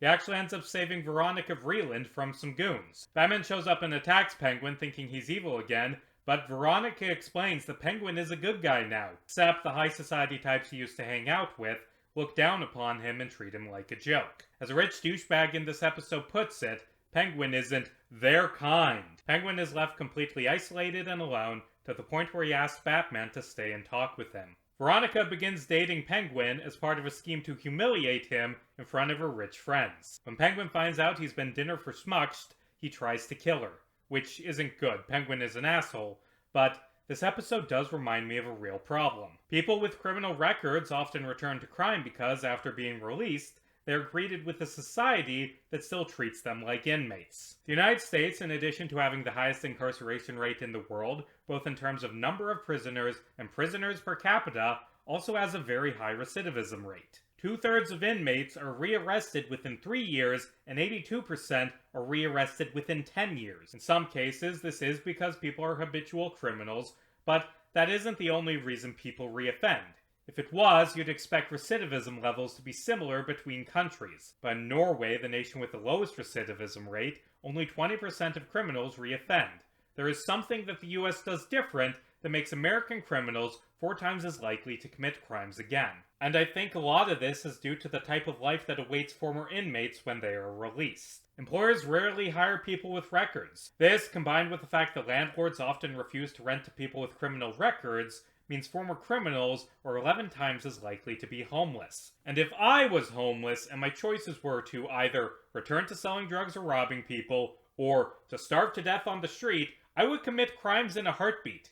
Who wouldn't? If the only choice available is reoffending, people reoffend because you have stripped away every other option. This is, of course, a very complicated problem to solve. Education in prison is a partial solution. Prisoners who receive educations are 43% less likely to reoffend. Every dollar spent on education saves the government $4 to $5 by reducing crime rates, which is a thing that people who are okay with the government treating people like shit, but oppose wasting money on treating people like shit, should be thrilled about. Also, maybe prisons as a whole should be overhauled. I can't imagine that spending 22 hours a day in a tiny concrete box while suffering from heat stroke is going to make people more productive members of society. Prisons exist in theory for a few different reasons. To punish those who have committed unforgivable acts, to separate dangerous people from society, to deter crime, and to rehabilitate criminals. But often, the first one is the only thing people care about. Lack of support for formerly incarcerated people increases the crime rate. It results in more crimes being committed. If sending people to prison guarantees that they will commit more crimes in the future, then prisons aren't deterring crime. They aren't separating dangerous people from society because they're making people more dangerous and more likely to commit crimes, and prisons sure as fuck aren't rehabilitating anyone. All our current criminal justice system does is punish out of a sadistic desire to watch those who have wronged us suffer. And this may be a hot take, but I think that lowering crime rates is a better use of government money than spending it to raise crime rates so I can laugh at other people's suffering. Unless we give life sentences for every single crime, which is itself a form of unfathomable violence, then people who have committed crimes in the past are going to re-enter society. And I wish that our country cared more about rehabilitation than sadism. And quite frankly, if the existence of prisons increases the crime rate, then maybe we should question the existence of prisons. Getting back to Batman, he saves Veronica and sends Penguin back to prison. In later episodes, after being released again, Penguin retires from Silver Age bullshit and becomes a shady nightclub owner who finances crime on the side. There are no other Penguin episodes that I care about enough to talk about. Reoccurring villain Arnold Wesker, aka the Ventriloquist, suffers from dissociative identity disorder, or, as Batman puts it, multiple personality syndrome disorder. You can't put syndrome and disorder in the same illness name, Bruce. That's redundant. Anyway, Wesker's illness manifests through a 1920s gangster puppet he calls Scarface, who orders him around and plots robberies. In his first appearance, Batman defeats the ventriloquist by telling Scarface that Wesker ratted him out, causing the ventriloquist to attack himself. At the end of the episode, the ventriloquist is in Arkham and on medication, which the doctors say is helping, although the audience is shown that he is carving a new Scarface puppet. Wait, why did they give him a knife? He's in a mental asylum because he's a danger to himself and others. Why did they give him a knife? Is this why inmates keep escaping? Because they keep giving the fucking Joker knives? The episode Double Talk begins with Wesker being declared rehabilitated and released from Arkham. He begins staying in a Wayne halfway house and gets a job in the mailroom at Wayne Enterprises. The fact that Batman runs a halfway house and employs felons is glossed over, but I think it's really important for a discussion of who Batman is as a person. There are systematic issues with the criminal justice system that Batman very rarely tries to address. Hell, it's possible these systemic issues are things Batman is incapable of addressing. Often, Batman just acts like a cop. In a lot of other Batman adaptations, he is just a cop. But in this one, at least, he occasionally does more. He, in this episode at least, is shown to care about the causes of crime and care about helping lower recidivism. Those problems are talked about in the Penguin section. They're potentially going to get less severe in Gotham, even though Gotham is a hellhole, because Batman uses his money to give homes and jobs to ex-cons. He could do more, absolutely, but he is at least trying. Wesker's goons try to force him to go back to being the ventriloquist, but Batman saves him and tells them he's off limits. Things seem to be going great for Wesker until he begins hearing Scarface's voice again. He insists it's all in his head, until he sees Scarface standing in a phone booth. Wesker has a breakdown and goes back to being ordered around by the puppet. Except this relapse is caused by #gaslighting, like the actual definition of gaslighting, which is convincing someone they're insane, which is accomplished by Wesker's former goons via speaker in his apartment and hiring the little person to dress up as Scarface. At the end of the episode, when the ventriloquist tries to kill Batman and his former henchmen, Batman tries to convince him to drop the gun, saying Scarface is the puppet, not him. Wesker finally stands up for himself and shoots Scarface. He goes back to being a normal person and never again does anything evil on screen. What's this? A reform story that ends with the villain reformed? That isn't undone immediately 2 episodes later? Yes! I've been waiting for this! So to be clear, that is episode 1, episode 89, and no other episodes. Yay! The episode Dreams in Darkness begins with Batman sitting in a cell in Arkham Asylum because he's been hallucinating lately. He tries to tell a psychologist, a man named Dr. Bartholomew, that he isn't crazy, but Bartholomew dismisses everything he says as the ramblings of a crazy man. I had high hopes that this episode would have something to say about the treatment of the mentally ill, or about Batman's own questionable mental state, but it doesn't. It just ends up being about a doctor that is really stupid. Batman explains he's hallucinating because he's been exposed to Scarecrow's fear toxin, but Bartholomew says that can't be true because Scarecrow is still locked up in Arkham, and no one could ever escape from Arkham, except, a dozen villains have escaped from Arkham at this point in the series, including Scarecrow in a previous episode. And yet, somehow, it takes hours for them to check and see if Batman is telling the truth about Scarecrow having snuck out. Like, I wish this episode was deeper than it is, because Batman is insane. I mean, he isn't delusional, but he acts in an unusual, unhealthy, dangerous manner. Sane people don't dress up like a bat and fight crime. And you can infer that, like in The Killing Joke and a lot of other good Batman stories, that the reason Batman is so sympathetic to his villains is because he knows he's like them.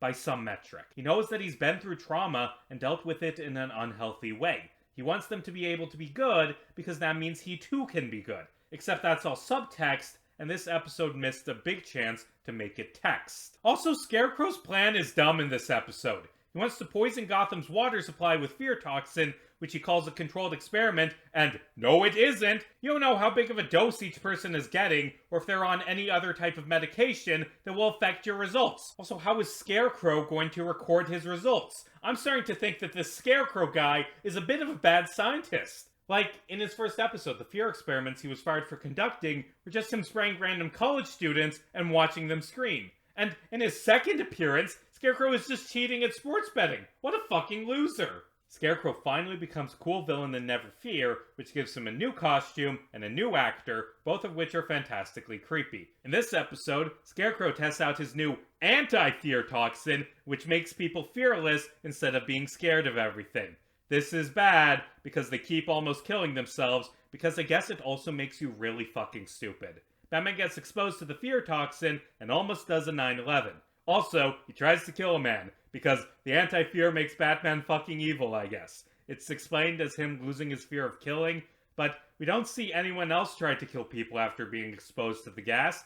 Is Batman okay? No, he is not. Scarecrow tries to ransom the city and gives a speech about how fear is the glue that holds society together. It makes people suppress their worst impulses.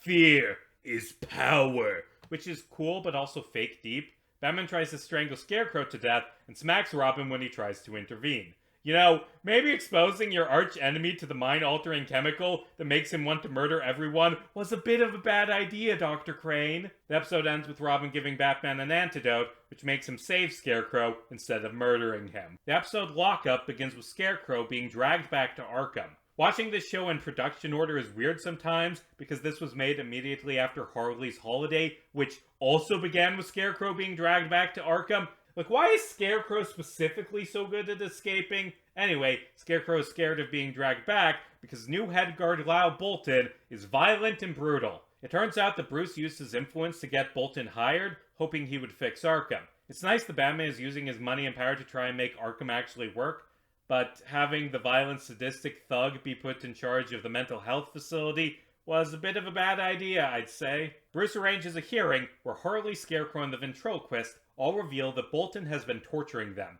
Bolton gets pissed and tries to attack them, beating up some orderlies who try and restrain him. He rants that Arkham was a revolving door before him, and that Gotham is the way it is because of the police, doctors, and politicians coddling criminals. And first off, it's still a revolving door. Scarecrow broke out 2 episodes in a row under Bolton's watch. Bolton isn't actually good at his job. I mean, he does have a point.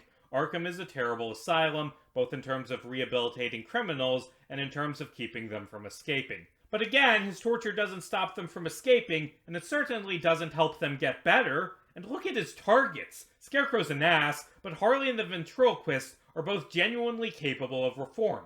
Ventriloquist ends the show as a good person, but if Bolton had stayed in charge, I don't think he would have. It's worth noting that Arkham essentially being a prison isn't that different from how mental health care actually works in the United States. The deinstitutionalization movement in the 1950s drastically reduced the amount of people in mental hospitals, and that is in theory a good thing. Those hospitals, much like Arkham, were often violent and abusive towards patients, and in principle, I dislike the idea that someone can be imprisoned against their will simply because they have mental health issues. But what happened in practice is that patients were moved from hospitals to prisons, or alternatively thrown out on the street, from where they were then sent to prisons, because homelessness is essentially criminalized in the US. As a result, half of jail inmates and 1/3 of prison inmates have been diagnosed with a mental illness. We closed down the asylums because they were abusive and replaced them with prisons, institutions that, if they're famous for one thing, it's being not abusive. Prisons are terrible for your mental health. Being isolated from society is bad for your mental health. The stress of living behind bars is bad for your mental health. Routine exposure to violence, which is common in prisons, is bad for your mental health. Former inmates are often left with symptoms similar to PTSD because of the conditions of prison. The epitome of prisons damaging people's psyches has got to be solitary. If you lock someone in a stone box completely alone for a week, they're going to be left mentally scarred. It is ridiculous to assume otherwise. A week in solitary is enough to noticeably alter how someone's brain works. Studies show that solitary leaves people anxious, unable to control their impulses, and prone to wild mood swings. And of course, people who already have mental health issues are more likely to be thrown in solitary because, as we all know, the best cure for mental problems is torture. 5% of inmates placed in solitary make up half of inmates who attempt suicide. To be clear, putting someone in solitary confinement is an act of incredible, possibly lethal violence. And you say, well, they deserve it. Solitary is for dangerous, violent inmates who can't be trusted to be around other people. Except often, that isn't the case. Some of the most common reasons people are sent to solitary is for petty grievances like possessing minor contraband, smoking, or swearing.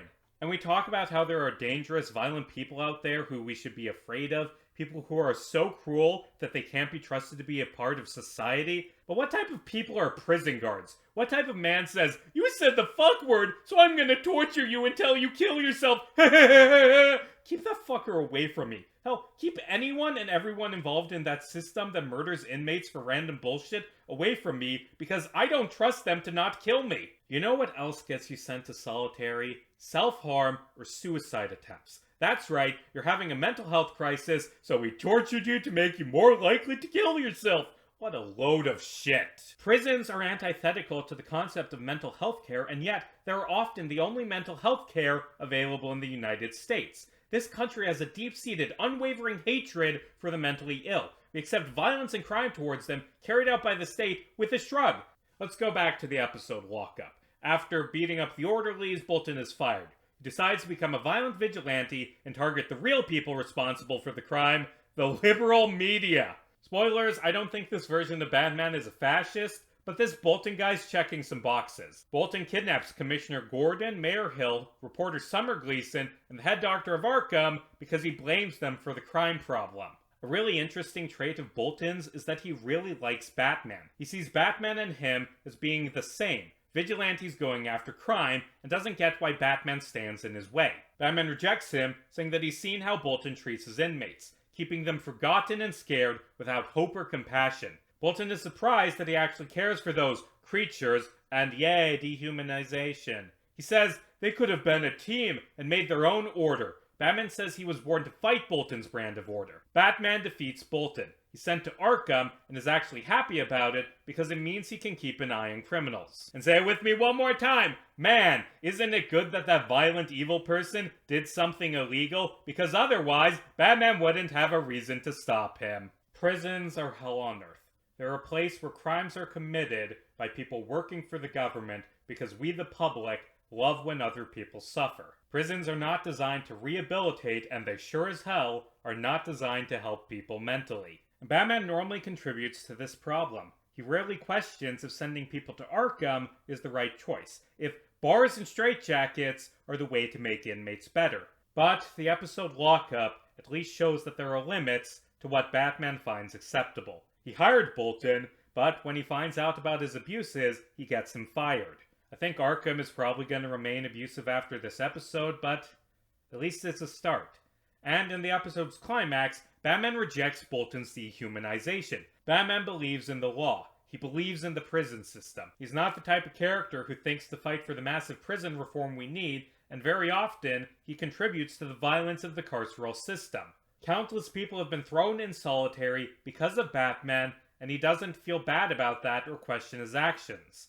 But at least this episode shows that he would be willing to help with reforming prisons and making them less torturous if he thought of it. He could be more radical, but he could also be a lot worse. Another vigilante appears in the show's final episode, Judgment Day. It begins with Penguin selling stolen goods. A masked vigilante dressed like a judge shows up to stab him to death.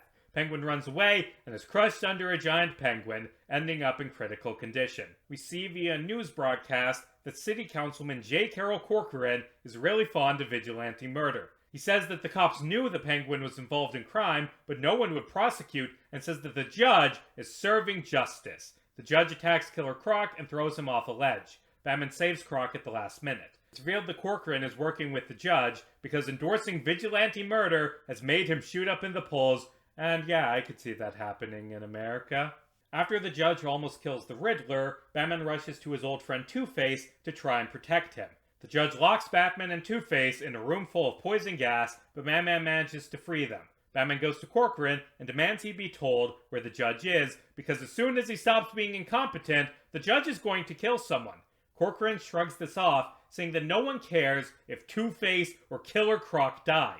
What they care about is the revolving door at Arkham. He says that people want results, they want closure. And, much like Bolton, the implication is that Batman believes the opposite of this episode's villain. Who cares if Two-Face dies? Batman. Batman cares. There isn't a villain in Arkham he wouldn't save, something he has proven again and again and again. Two-Face kidnaps Corcoran and interrogates him.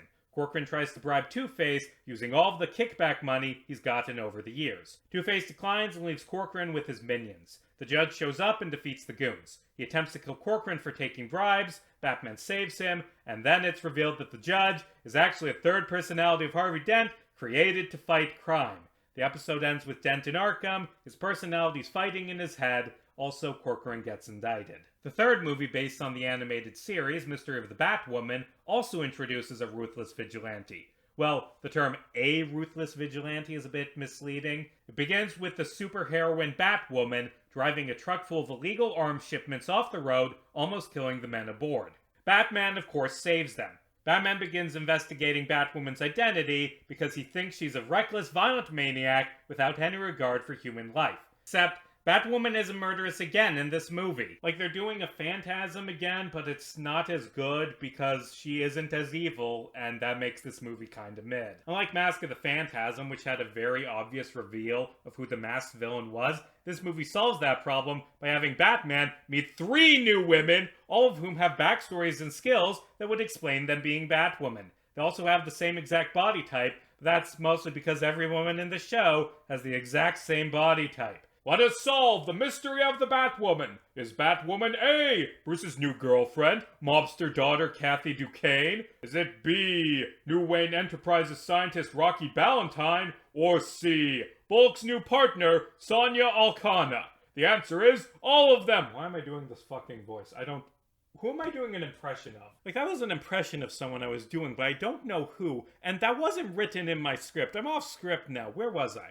There are 3 Batwomen, and also they all have different VAs when they're in a costume to save the reveal, which is kinda dumb. The Batwomen help Batman defeat Penguin, Thorn, and Bane, but their identities are exposed in the process. Sonya is fired by Gordon for being a vigilante, but other than that, there aren't any consequences for the trio, who, again, did start the movie with some attempted manslaughter. So far, I've sorted things by specific characters or by themes like Batman's wealth or his relationship with the police, but at this point, I'm just gonna throw in the miscellaneous episodes or scenes I found interesting that didn't really fit in any other place in the video. In the episode Be a Clown, the mayor hates Batman, saying that he and the Joker are both criminals cut from the same cloth. In the episode Never Too Late, Batman saves the life of a drug-dealing mobster, then takes him to the rehab center where his son is a patient. The mobster initially refuses to change his ways and tries to kill Batman, but repents and turns state's evidence when he is reunited with a childhood friend who saved his life years ago. The episode Clock King introduces the character you'd expect given its title. Temple Fugate is a lawyer obsessed with being on time. One morning, he meets Hamilton Hill on a train. Hill recommends he take a coffee break at 3:15 to loosen up, and this causes Fugate to be late to court and lose a case, because apparently he always shows up at court exactly the moment the proceedings start because he's a moron. Anyway, Fugate becomes a clock-themed supervillain, and a few years later, when Hill is mayor, decides to get revenge by messing with traffic lights, derailing 2 trains, and killing Hill with a big clock. In a later episode, he gets a device that lets him stop time. And perchance to dream, Batman wakes up in a world where he isn't Batman. His parents are alive, he's engaged to Selina. By all rights, he should be happy, but he knows something is wrong. Leslie tells him that he's disassociating because he's had everything handed to him and wants his life to have meaning. The ending of the episode reveals that Batman is actually trapped in a hallucination caused by the Mad Hatter. In the episode, The Cape and Cowl Conspiracy, Gordon introduces the Bat Signal, a floodlight on top of the police station that can be used to summon the Caped Crusader. Batman says the mayor will be mad about this, but Gordon shrugs this off. In Robin's Reckoning, Batman leaves a man dangling from a ledge until he talks.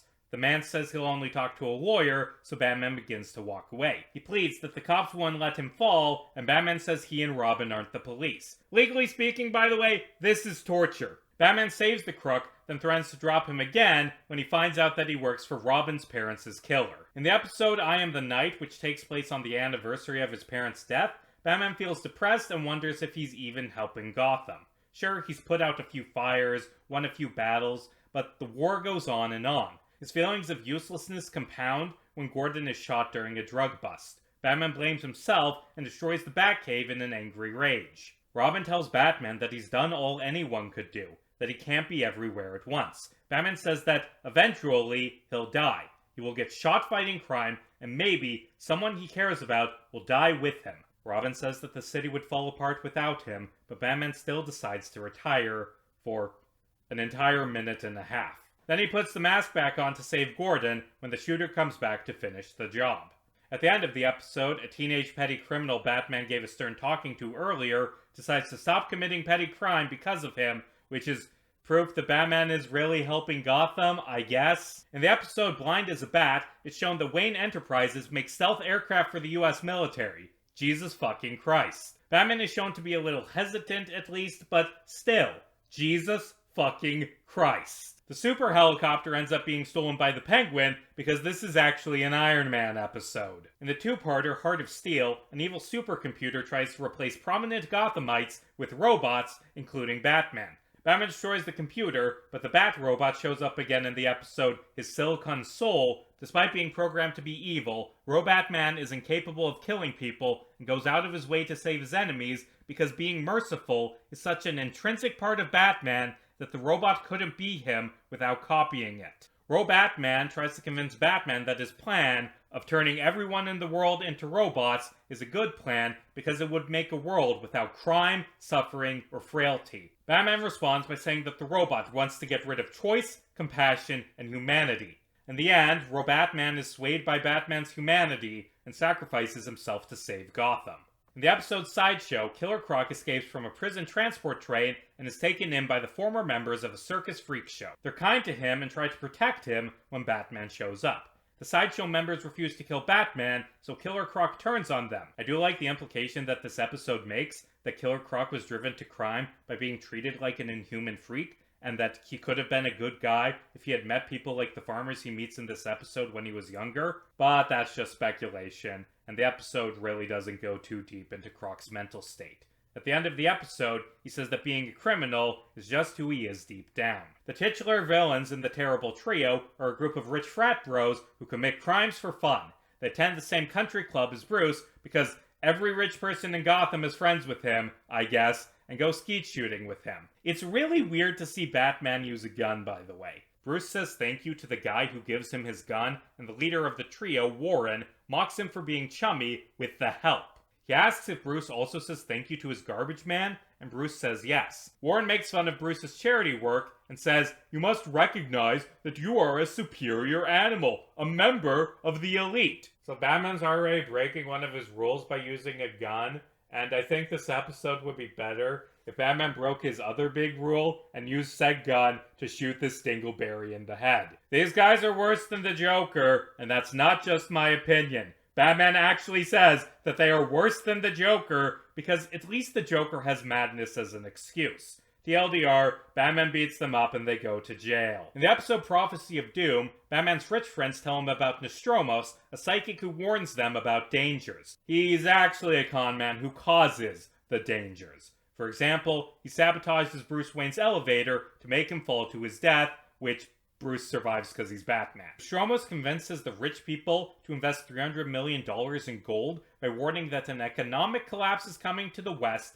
and that riots will destroy Gotham as society falls out of control. Maybe it's just because I'm watching these episodes to see if I find any fascism, but I could absolutely see Nostromos being retooled as a QAnon-style fascist. Like his fear-mongering about economic collapse and riots so he can extract wealth from his easily duped followers reminds me of Pat Robertson's apocalypse predictions, and as a reminder, Umberto Eco specifically called out Robertson's writings as being reminiscent of fascist doctrines. Like if instead of talking about a vaguely prophesized apocalypse, he started saying that triple parentheses them were about to destroy the economy and was more blatant about the racial undertones to fears of riots, then I would call him a fascist. I talked about Riddler's debut earlier during the capitalism section, but he does appear a few other times in the show. In the episode What is Reality, he traps Commissioner Gordon in Sword Art Online. In his final starring appearance, Riddler's Reform, the Riddler doesn't reform. He is paroled from Arkham, which doesn't actually make sense because Arkham isn't a prison, and pretends to go straight, but is unable to keep himself from committing crimes to prove he's better than Batman. At the end of the episode, after thinking he's killed Batman, Riddler actually burns his costume and plans to reform. Unfortunately, Batman is still alive, which means he outsmarted the Riddler, which means that the Riddler needs to be evil again. You could argue that this leads credence to the Arkham Gang's arguments and trial, but honestly, I feel like Riddler would just latch onto some other rival if he actually killed Batman. Then again, his constant encounters with the Batman clearly aren't doing anything good for his sanity. In the episode Cold Comfort, Tim fails his civics test. He justifies this to Bruce by saying that the justice system is bogus, something that he learned from watching you, Dad! He explains that Batman doesn't follow due process, and Bruce changes the subject. When I talked about the Joker earlier, I glossed over a bunch of episodes, including Joker's Millions. In this episode, Joker inherits $250 million, then hires Johnny Cochran to get his criminal record expunged. Somehow. That really isn't how the criminal justice system works. Like, Johnny Cochran got OJ off, but that's because no one trusted the LAPD because Johnny Cochran argued that they were a racist, corrupt criminal organization, and the jury bought that because the LAPD was a racist, corrupt criminal organization. Like, that wouldn't have worked if OJ was already in jail for murder. This episode doesn't understand how the criminal justice system works, although admittedly that's mostly for a joke. You know, the show's creators made a conscious effort to mix the aesthetics of different eras to give it a timeless feel, but the Johnny Cochran parody makes it very obvious that this show was made during the 90s. Also, this isn't Johnny Cochran's only appearance. He also appears in Over the Edge. Anyway, Joker decides to stay clean because he thinks it's funny the Batman can't arrest him. I don't actually know how this fits into the ongoing discussion we're having about prison rehabilitation. Unfortunately for the Joker, the money is counterfeit, meaning he can't pay his inheritance tax, meaning he has to deal with the one thing scarier than Batman, the IRS. Like, this is a bit. People post this unironically, but this is a bit the Joker is doing. He isn't actually scared of the IRS. Like, he does want to pay the IRS so he doesn't go back to jail and can keep fucking with Batman, but he isn't actually scared of the IRS. It's a joke. While we're on the subject, him saying he hates Nazis in that Captain America crossover is also a bit. He's the Joker. He does jokes. He isn't actually scared of tax collectors. The episode Over the Edge is good, but it's all a hallucination, so I'm not going to analyze it. The same goes for Legends of the Dark Knight, which is a series of stories told by children. Calendar Girl, the villain of the episode Mean Seasons, is a former model who was fired when she turned 30. She spent years starving herself and undergoing plastic surgery to become beautiful, but still couldn't find work. So naturally, she becomes a supervillain and tries to murder her former employers. At the end of the episode, a projector showing an image of young Calendar Girl is destroyed, causing her face to burn away, which horrifies her long enough for Batman to defeat her. Bulk rips off her mask, and it is revealed that she looks absolutely fine. This episode is trying to say something about women's body expectations, but I don't think it's well written enough to have anything meaningful to say. Also, his fight with Calendar Girl inspires Bruce to get rid of Wayne Enterprises' mandatory retirement age. In the flashback episode Old Wounds, it's revealed why Dick quit being Robin between seasons. Batman acts mean and controlling throughout the episode as he hunts the Joker. At one point, he beats a goon in front of his family, terrifying the goon's young son. Now, is this the reason Dick quits? Nope! He quits because Batman let his girlfriend Barbara be Batgirl, something that was very clearly Barbara's choice. Also, at the end of the episode, it's revealed that the goon Batman beat the shit out of now works for Wayne Enterprises as a security guard, which softens Dick's view of Batman. At the end of Day of the Samurai, Batman tries to save Ken from dying in a volcano, even after Ken has repeatedly tried to kill him. In Heart of Ice, Batman saves the life of one of Mr. Freeze's goons, who is accidentally frozen. Alfred is surprised because the goons surely wouldn't have done the same for him. In The Man Who Killed Batman, Batman tries to save Sid the Squid and almost dies in the process. In Demon's Quest, he tries to save Ra's from falling into the Lazarus Pit. In Legends of the Dark Knight, he saves Firefly. In Chemistry, he tries to save Poison Ivy from drowning. If this show loves one thing, it is Batman saving his enemies. You've probably noticed that this video has been focused heavily on the villains. This is because how Batman treats them is the best insight into who he is deep down, I think. Fascism is defined by its enemies. By understanding what this show defines as evil and how Batman fights it, we can get a better view of if Batman is a fascist. Now, you'll notice that there are a lot of episodes I didn't talk about. That's because I had nothing to say about them. What? Do you want me to do a full recap of the plot of Batman in My Basement or Critters? Fuck you! I talked about the terrible trio. I talked about the Underdwellers. I watched every episode of this show, and quite honestly, a lot of them weren't great. Everyone remembers the excellent ones, and to be fair, there were a lot of excellent ones, but I had to watch all of the ones that weren't. At the start of this video, I said I wouldn't be talking about Justice League or Justice League Unlimited, and for the most part, I won't be. In addition to the fact that doing so would require this very long video to be even longer, Justice League shows don't really work for this video. This is a video about Batman. That's why I've glossed over a lot of the episodes focused on Batgirl and Robin. I like Justice League and its retool, but they're ensemble pieces where Batman works with a team. And this isn't a video about whether Superman is a fascist. Like, if I were to talk about the Cadmus arc, which honestly wouldn't be that bad, that is S-tier television, I would have to talk about the politics of Green Arrow, The Question, Captain Atom, etc., and at that point, the video would be so far from being a Batman video, it wouldn't fit for this mini-series. But I would be remiss if I didn't talk about a few episodes that tie into the topics we've been discussing throughout this video. First off, in Savage Time, when Vandal Savage uses time travel to make the Nazis win, alternate timeline Batman is part of the Resistance. Cool, but it's a different version of Batman. More importantly, in the two-parter A Better World, we see a version of Batman be tempted by authoritarianism.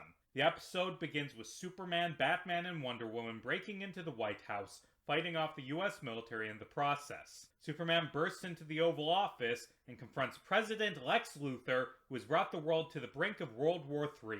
Superman says that he could have stopped Luthor years ago, but instead let things get so far because of the law and the will of the people. Luthor reaches for the button that fires all the nukes, and side note, it's fucked up that in real life, the president is just casually allowed to press a button that causes genocide.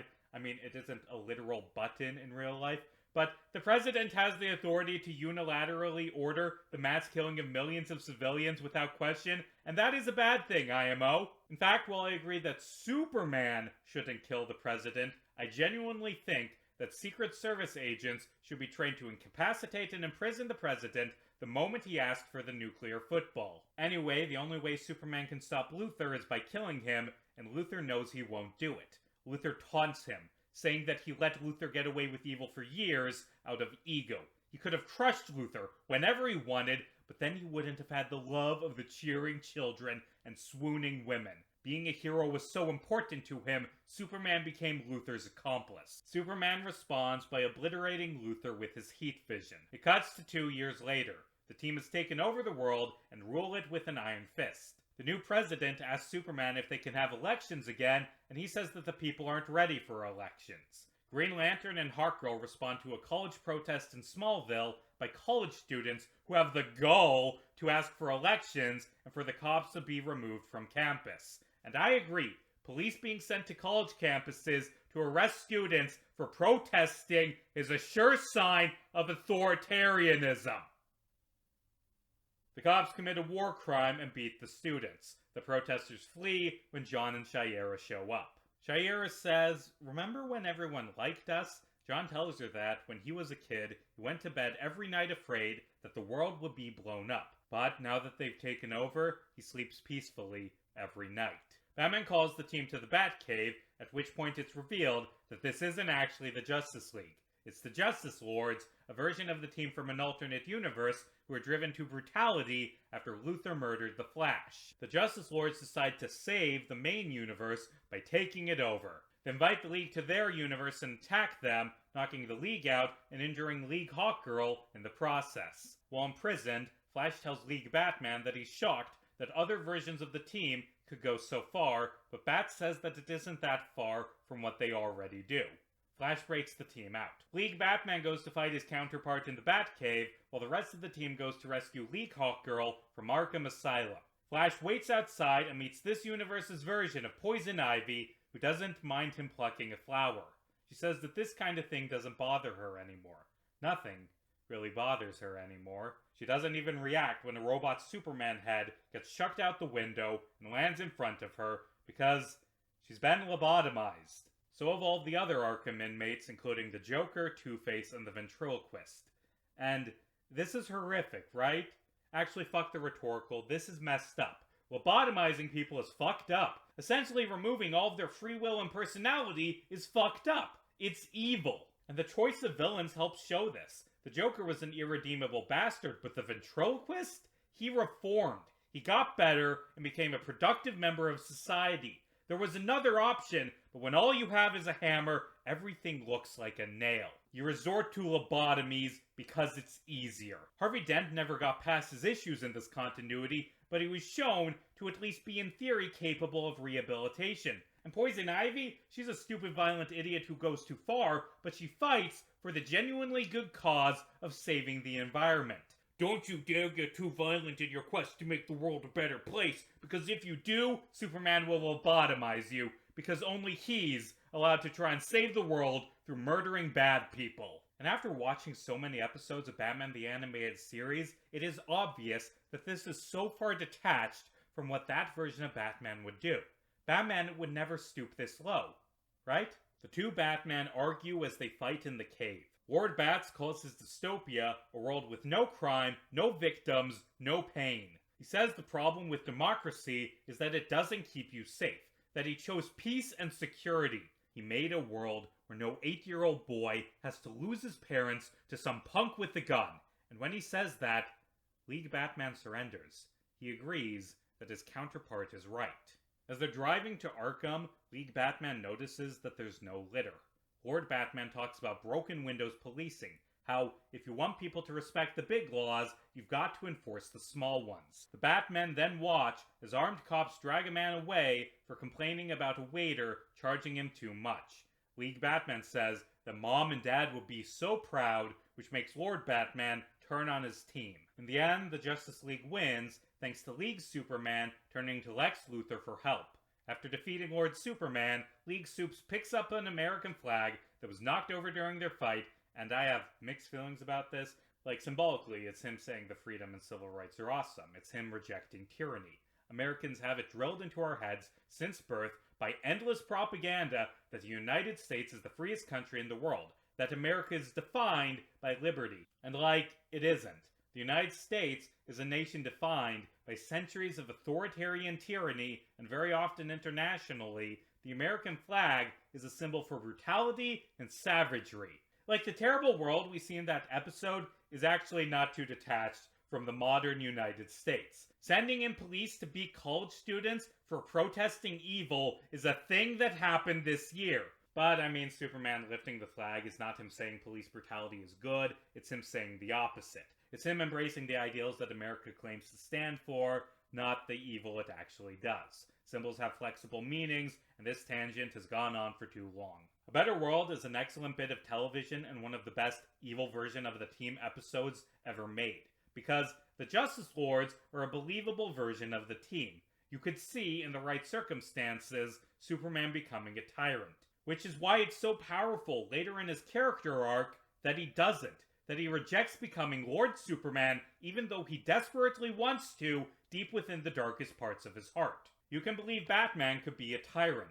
He can't come up with a good argument against his counterpart's arguments, and quite frankly, he's already practically a cop. He's already halfway towards being this evil version. He beats people up, throws them in prison, why not kill them?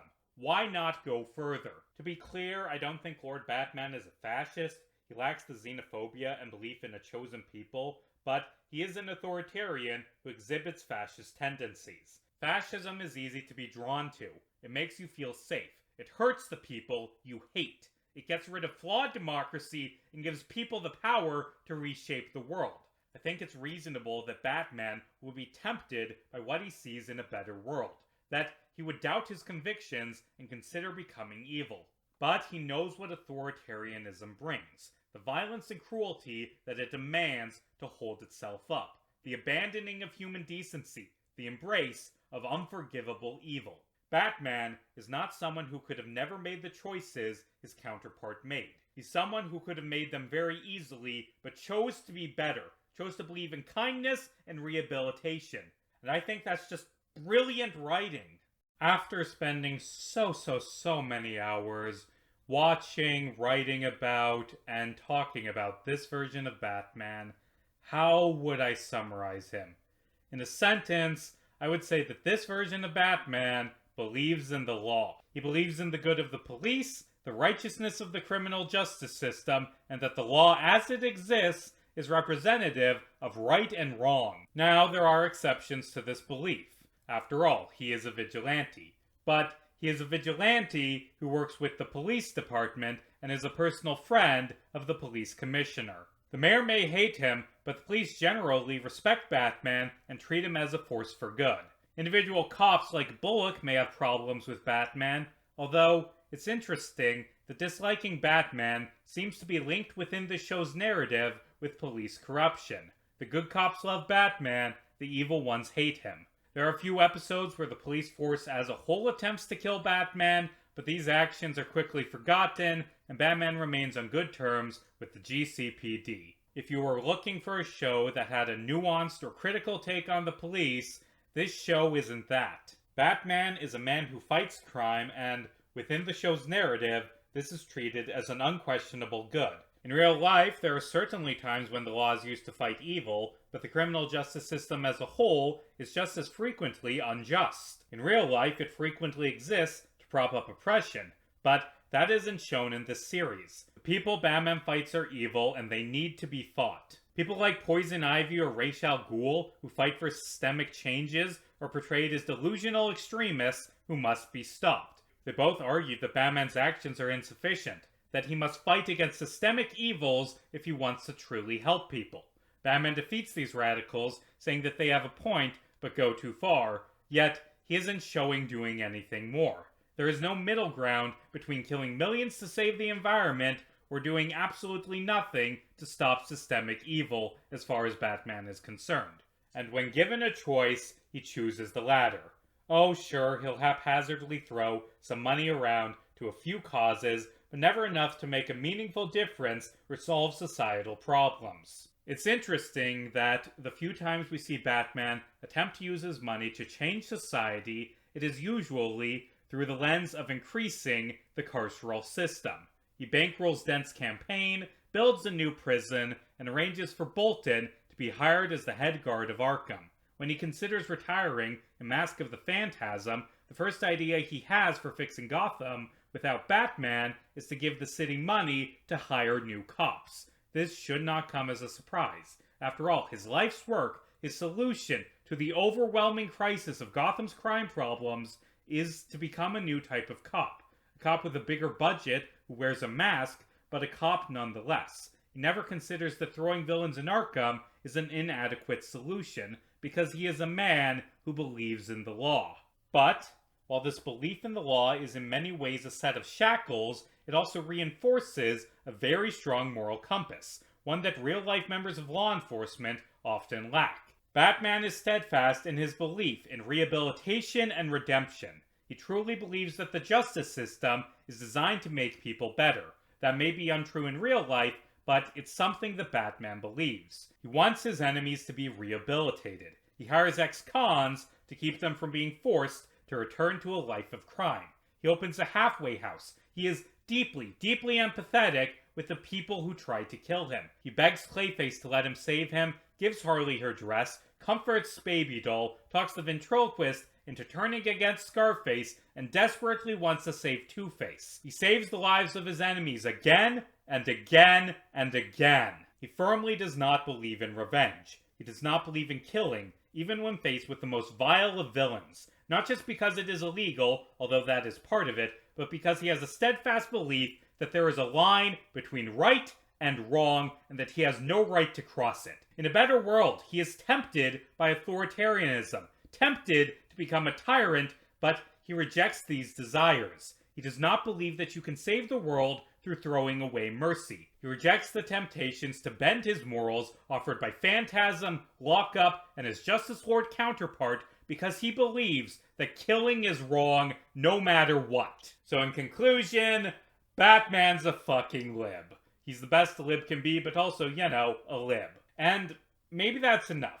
Maybe it's fine for a man to be kind and empathetic, to have moral lines that he will never cross, to help others without also trying to overthrow the government. I mean, at a certain point, I have to ask myself, what the fuck am I even doing? Bitching for 2 hours that this children's show from the 90s doesn't have the main character abolish prisons? What the fuck am I even expecting? I mean, it's a children's superhero cartoon. Why is this where I am looking for radical politics? To be honest, I think that this version of Batman is a great, well-written character. We should expect more from media. Analyze how it supports the status quo and influences our beliefs. But also, works are going to be shaped by and take place in the world they were created in. There are better ways to save the world than getting pissed about a poorly written environmentalist villain from 30 years ago. If this show was really vile, if this version of Batman was like a giant racist who committed hate crimes, then it would be worth the effort it takes to get mad. But this version of Batman is fine. He's fine.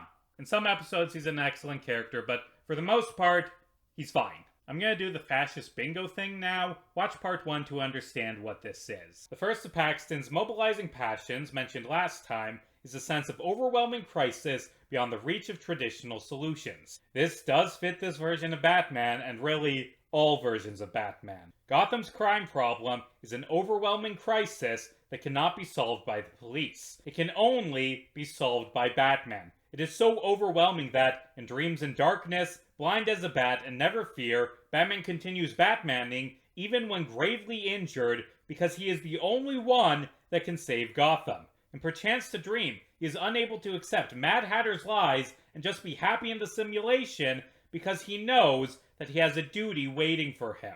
When Batman considers retiring in I Am the Knight, he is forced to return to being Batman because he is the only one who could save Gordon. Second, we have the belief that one's group is a victim, a sentiment that justifies any action without legal or moral limits against its enemies, both internal and external. This one does not apply. Batman does not view himself through the lens of a racial or ethnic group, although you could argue that he feels the people of Gotham as a whole have been victimized, but more importantly, he rejects the idea that any action without legal or moral limits should be carried out against his enemies.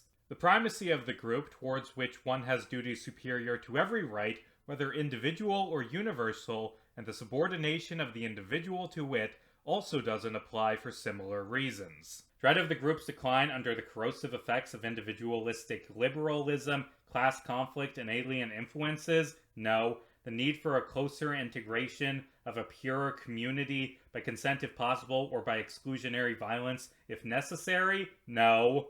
The need for authority by natural chiefs, always male, culminating in a national chieftain who alone is capable of incarnating the group's historical destiny? He is a male authority figure who believes he alone is capable of saving Gotham, but he does not want to be the leader of a nation. So I guess I'll mark that as a maybe. The superiority of the leader's instincts over abstract and universal reason. He believes in his instincts, but he is more than willing to consult with experts or discuss things with his allies. The beauty of violence and the efficacy of will when they are devoted to the group's success. In addition to not being part of a group, Batman does not believe violence is beautiful. He ends things non-violently in multiple episodes. The right of the chosen people to dominate others without restraint from any kind of human or divine law, right being decided by the sole criterion of the group's prowess within a Darwinian struggle? Absolutely not. Next, we have Echo's 14 features of fascism. First, the cult of tradition. Batman is knowledgeable about the occult, but he does not try to syncretically mix together different sources to find a primeval truth. He does have a strong traditional moral compass, but there is no implication that he believes that the truth has been spelled out once and for all, or that there can be no advancement of learning. Rejection of modernism? No. Batman does not have a rejection of quote-unquote modern depravity or a belief in blood and soil. Actions for action's sake is another no. Batman trusts intellectuals and believes in reflection. He doesn't believe disagreement is treason and is willing to change his mind and make distinctions. Fear of difference? Well, he isn't racist or xenophobic. I guess you could argue that there is this fear of the mentally ill, but he doesn't exploit it for power and is shown to actually want to help his enemies. Let's list it as a maybe. Appeal to a frustrated middle class? He's rich as fuck, boy! He isn't affected by any economic crisis or political humiliation. Closest the show comes to Batman having a fear of the pressures from lower social groups is that scene in The Forgotten where he has a nightmare about people asking for money, but as a reminder, he spends that episode saving homeless people. Obsession with the plot, no. He does not go on angry rants about an evil Jewish New World Order that secretly runs the world, thankfully. The enemy is both strong and weak. There is a clear divide between Batman's enemies both being so dangerous they justify his existence, but also weak, crazy, and weaker than him in a fight. Sure, this one applies. Pacifism is trafficking with the enemy because life is permanent warfare? Absolutely not. This is a version of Batman who wishes he could end every situation non-violently. Contempt for the weak and popular elitism? Well, Batman does not really view himself as being part of a group. So, he can't really believe that the group both features the best of humanity and consists of an inferior mass that must be ruled over. Everybody is educated to be a hero. He is certainly a hero and constantly throws himself into danger. And the idea that, in his impatience, a fascist sends other people to their deaths, I feel like that's applicable. He trains his sidekicks to rush into danger after him. Machismo doesn't apply. Batman isn't misogynistic, and, as a result of this being a kids' show, isn't shown opposing non-standard sexual habits. I mean, you could argue that the Batmobile is phallic, but that's a stretch. Selective populism, I would argue, is a maybe. Batman does view himself as fighting for a common will. However, he doesn't try to overthrow parliamentary governments. And finally, newspeak, which also does not apply. According to the definitions of fascism I am using, this version of Batman is not a fascist by any stretch of the imagination. But before I end this video, I'd like to offer a hypothetical. The animated series version of Batman is not a fascist for many reasons, chief among them being that fascists dehumanize and slaughter their chosen enemies, something he thoroughly and consistently refuses to do. But what if he did? What if instead of saving his enemies, Batman killed them? What if instead of rejecting revenge, he embraced it and murdered those who had wronged him? He'd be a very different character, wouldn't he? He'd be a lot closer to being a fascist, I'd say. Maybe even so close that the answer to this project's driving question would finally be, yes, Batman is a fascist. That's what we're going to discuss in part 3, where I tackle the 1989 Tim Burton directed movie and its sequel. And, given the fact that said sequel takes place on Christmas, I think it's fitting to wait 4 months before releasing part 3. Until then, I hope you all find the strength necessary to get through the hellscape that is the Western world's rapid descent into fascism.